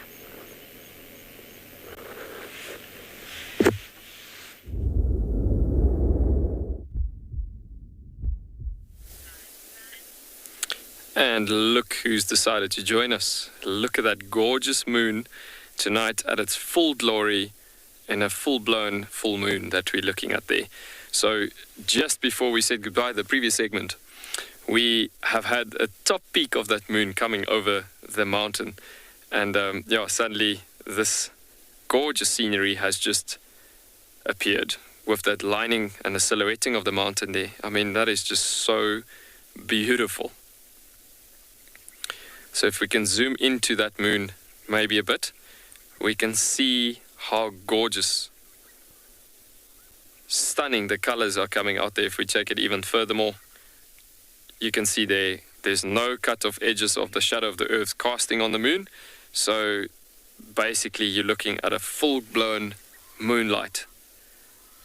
So it'll be tonight and most probably the next 3-4 evenings where it will look like this, and then it'll phase over to the waning moon that you're looking at there. But yeah, it is a gorgeous moonlight we're having there. So even a lot of day active animals would be fairly active during the whole night and covering long distances, like that cheetah that we've been following for most of the afternoon. A bright moon like that, and as I've mentioned earlier on, them being quite hungry, that from the looks of the tracks that we have found and that they've missioned all the way, it looks like they most probably going to be missioning quite a bit of the night with the nature's torch shining quite brightly there. It was literally dark for about 5 to 10 minutes or so as we went into this crepuscular time, and then suddenly the light just come up. So gorgeous. It's amazing how much craters you can see on the moon as well from events that has happened on the moon itself.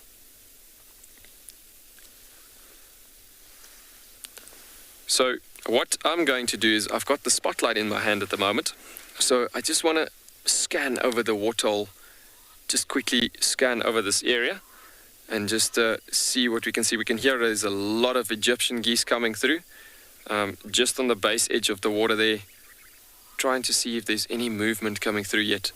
But mostly geese and South African shell ducks that's landed as well. But doesn't look like, there's a couple of sandgrass. We're not going to shine too much light at them. Trying to figure out if there's any movement yet that has come through. And after this segment, we will most probably move back further north, see if we can get something on the way. But spending a bit more time here, see what we can see.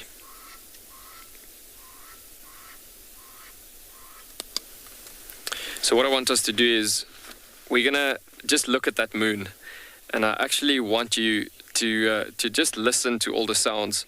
We push up the ambient a bit and we just listen to everything that happens in nature, and we just absorb what we're experiencing right now.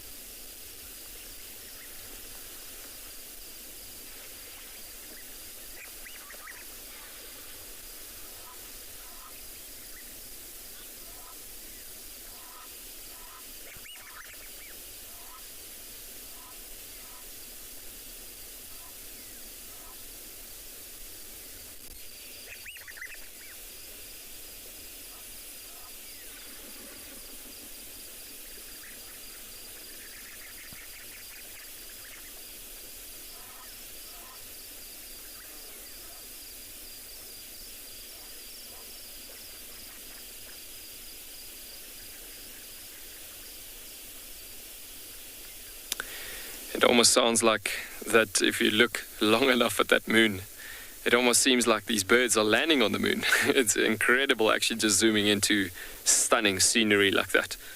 But yeah, so gorgeous looking at the moon and just experiencing nature doing its own thing.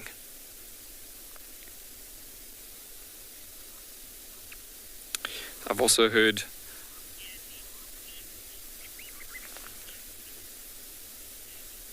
Gabby, you commenting that the craters on the moon looks like a crab. I can actually see that to the left-hand side, that what you're saying there is actually pretty true. Especially if you turn the moon upside down, you can see lots of other different pictures as well. Looking at the crater to the top right corner of the, three quarters to the top right of the moon, there's a lovely crater that you can see there on the moon as well. And it's one wonders what events, if you can see it from the Earth through a camera, that bright, you can't help yourself just wondering what takes an event that far, and what would it be feeling like? What would the experience be like if you see something like that happening? And you just can't help but to wonder how amazing nature is and how amazing this universe is.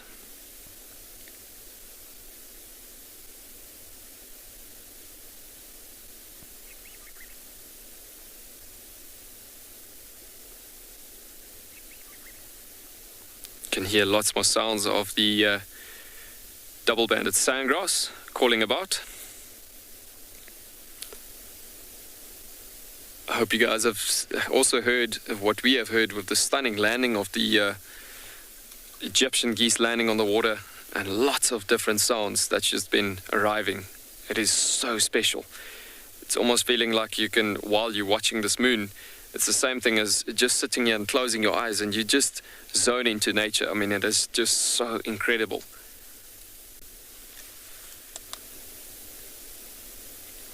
So I'm just checking once more on the base of this wall's edges, just seeing if we can't see any movement yet, but yeah, it's fairly quiet. There's a lot of birds actually landing at the moment.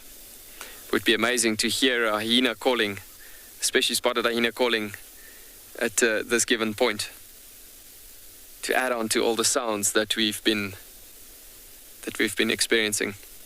Or at the same time, maybe a male lion roaring in a distance. Who knows? That would be so incredible.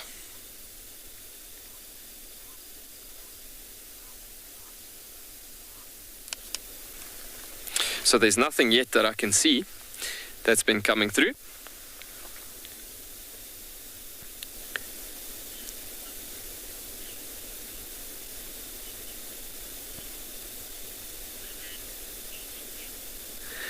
Amanda, age 10, you are wondering if there's any nocturnal insects. Yes, indeed. You do get a lot of moths and moths being quite present in summertime, but now heading over into autumn, you get quite a bit of midges, especially around the water points, and mosquitoes, unfortunately. But yeah, they do serve their own function in obviously becoming food resources for a lot of birds in the area as well.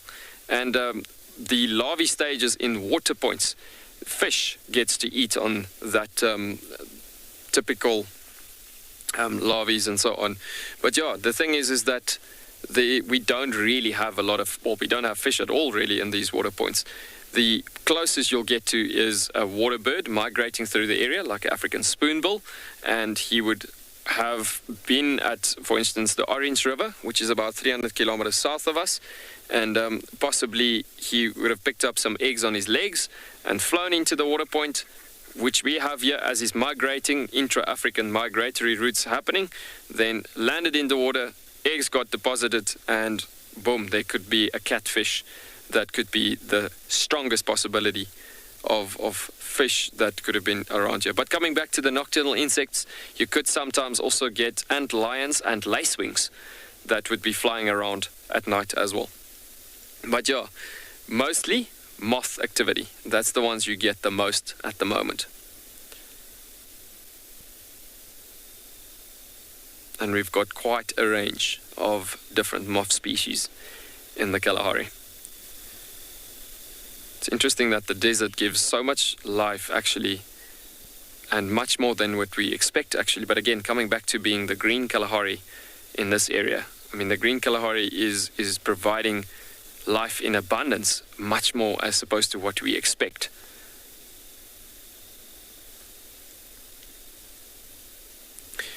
BK, I think we can scan once more over the water here and just see if there's anything more coming through this area. But it was so lovely to just watch that moon have come across over the mountains and just scanning and listening to all of that. Okay, there's movement of an antelope of some sort coming through there, or an animal. Don't want to shine too much light if that is an antelope. Just want to make sure. I saw the eyes disappearing on the edge of the water point there.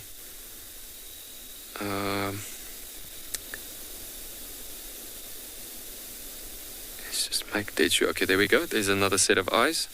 Alright, so it's a kudu male. We're going to take the light off him, as he's also a day active animal that's just walking around in the light here of the moon. So obviously we don't really shine light at all at any day active animals, and you do obviously get animals that is active at day and night, but still those eyes are not really designed for sharp spotlights to shine at them. So out of a respect point of view, we generally would rather not shine any spotlight at them at night.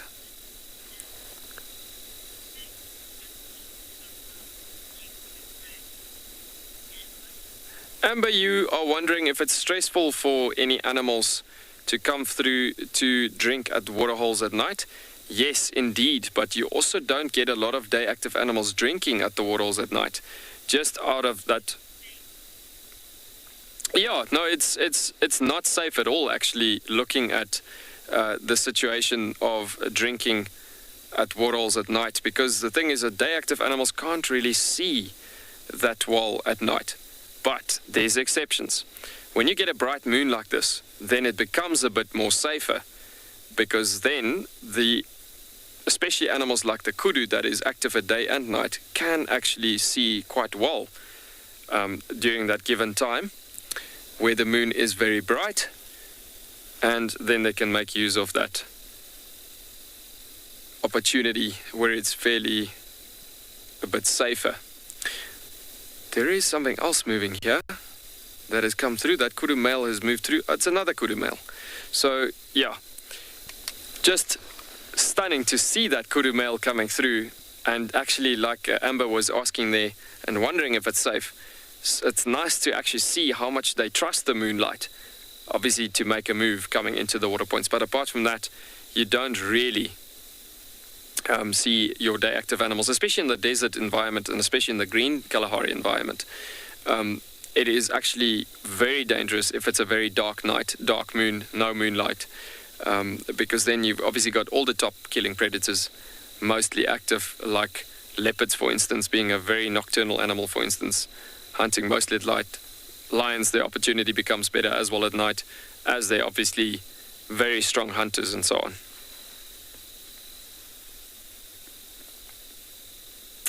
So Bika, I think we're going to take a turn, take a drive out of here.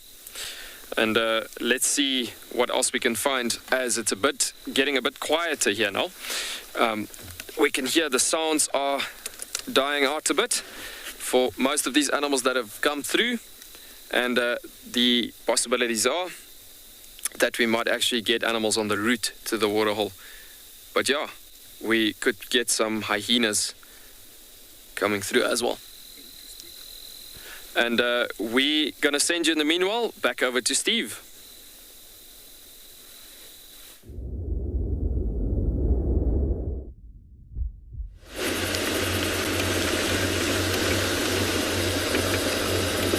Welcome back, everyone. We are moving through the darkness. We just had another...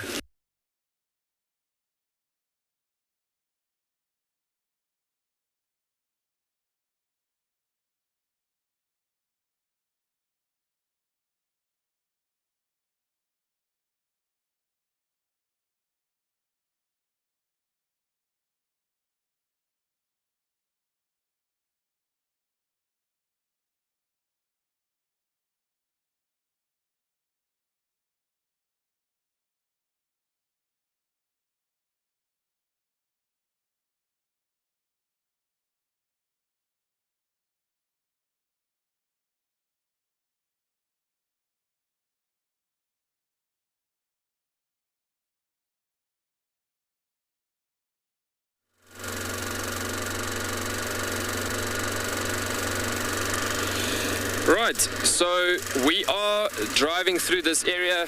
We are just turning around and leaving the waterhole.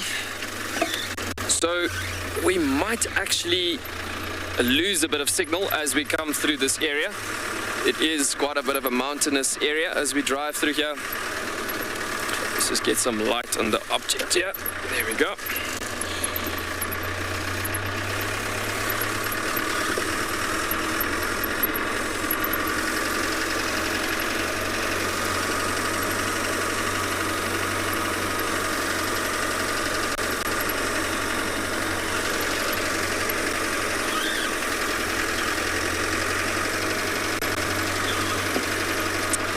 So as we were saying earlier on, it is really a splendid evening to do this type of thing, especially doing a night drive and looking for nocturnal animals as we come through here. There's some lovely game trails coming through this area as well that could be linking to this waterhole, that are linking to the waterhole. And the possibilities are quite strong that there might be some more and more animals coming through here. There's that kudu male. Let's just come through the area furthermore. It looked like he's actually bypassing the waterhole in that spot.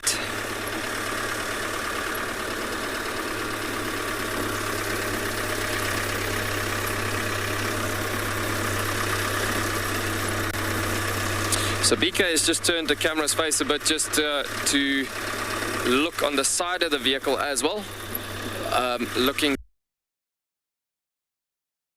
for animals while I'm scanning with the spotlight.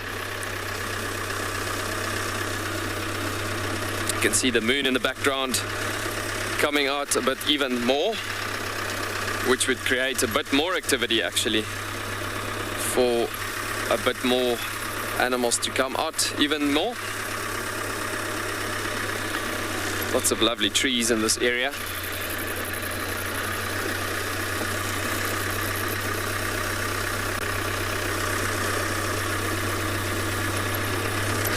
Lovely trees for this few spots where you could find leopards in the Kalahari.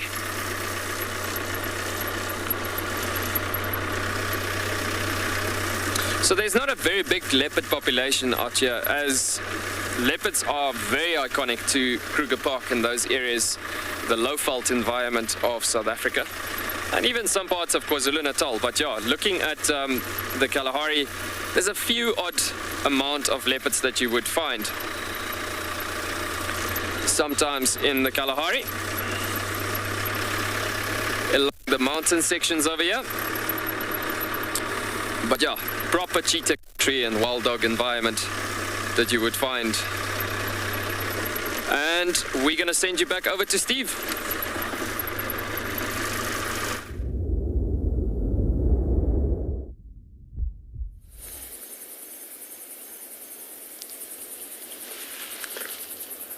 Sorry about the technical issues before, everybody. We've got a couple of lovebirds all snuggled up on a branch. I can't see them myself, but they look like Natal spurfowl. I just spotted them very briefly with my spotlight. Now I've gotten a paw onto them with the infrared, so we're not disturbing them. But I don't have a monitor to see, so I can't tell you, and I don't want to turn my light on again on them, poor fellows. I don't think with my binoculars, even in the moonlight, I can tell who they are. So if you know, fantastic, let me know. But there's definitely, I thought there was two. Is there two, Paul? Yeah. Does it have orange beak or black beak? Vehicle was in Ngala.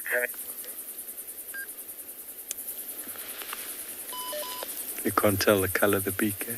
Does it have a line here above the eyebrow or not? Or is the head? It does. So crested francolins then.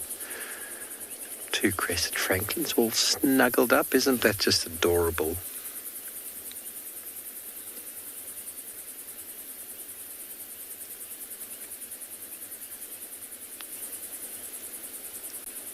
So even though they are not true passerines, meaning perching birds, these kinds of birds they've still got their back toe to enable them to perch. So off of the ground, away from predation for the most part. A small little tree, perfect place for them to spend the night.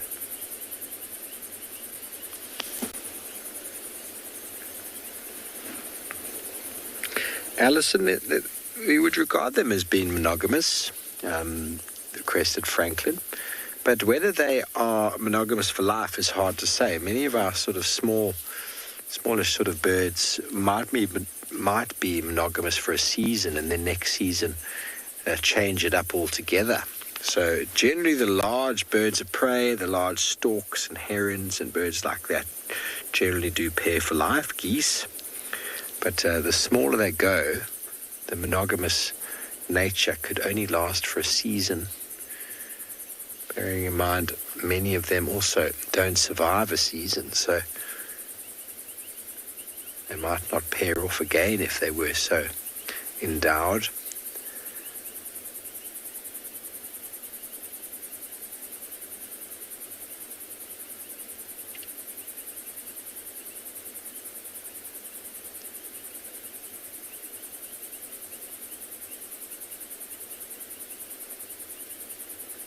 We were following the wild dogs earlier, and the francolin were just bursting out of the scenes all over the place. It actually helped us to know where they were.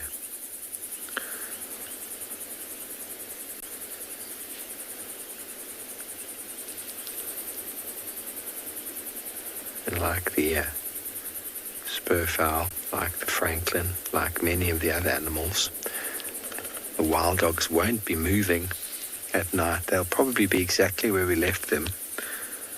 They might have a very small movement by the morning, but they won't have gone far. There's way too many dangers in the darkness. Even though the moon is quite full, it's possible they could move in the moonlight, but I don't think they will.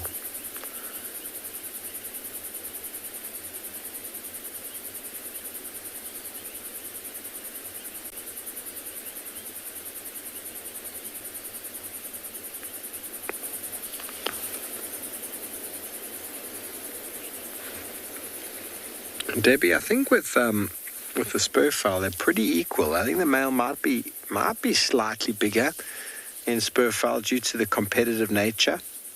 So definitely in the swans and spur fowl, they are bigger. The crested francolin, they should have a slight weight advantage, but it's not that noticeable. But definitely in the swans and spur fowl, it's more noticeable. We saw a female earlier today. She was quite small. The male, not only is he bigger, but he's able to puff himself up to look a lot bigger. So I think they're slightly bigger, but in the crested francolin, it's not easy to tell from size alone.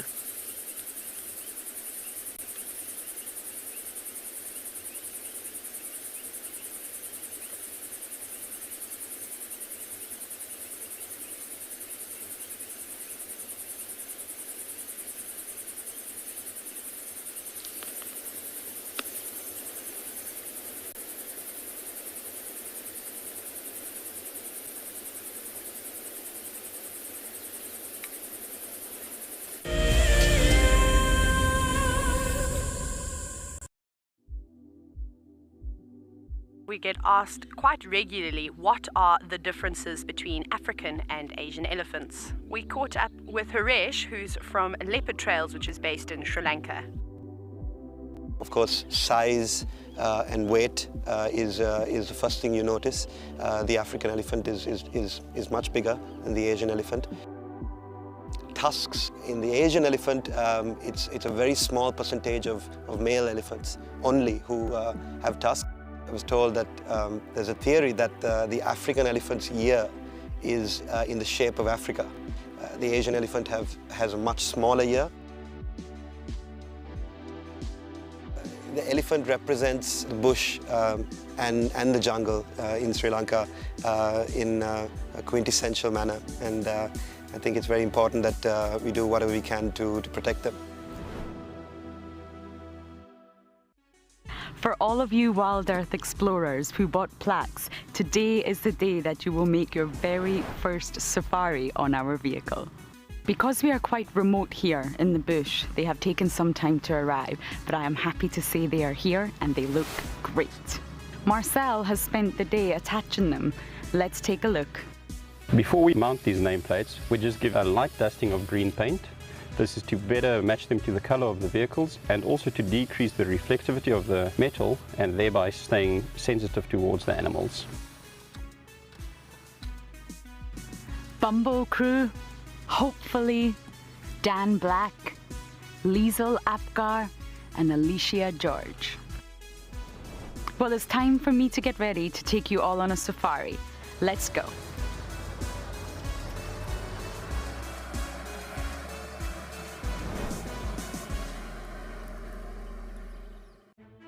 Hi, my name is Tristan Dix, and I am a guide here at Djuma Private Game Reserve for WildEarth. We love connecting you to the African bush, and we always look forward to all of your questions.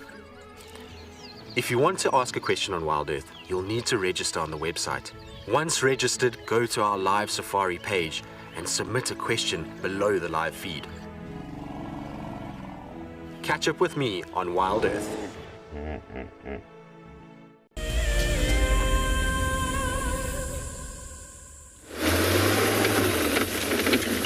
Hello everybody. We've left our birds to their cooing and loving there in the bush as we slowly make our way on home. You never know, there might be a last minute leopard in the road on the way back as we go past Vuitela Dam. There's always the potential. Gary Cutline here. Great spot for Tingana to come wandering in.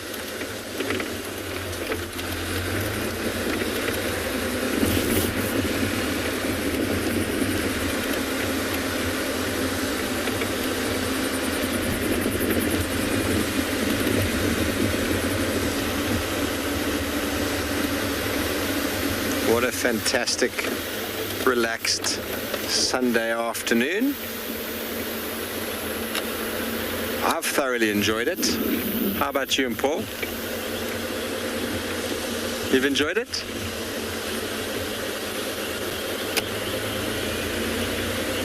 He's enjoyed it. He's not a man of many words behind the camera. Or fair though, he doesn't stop talking.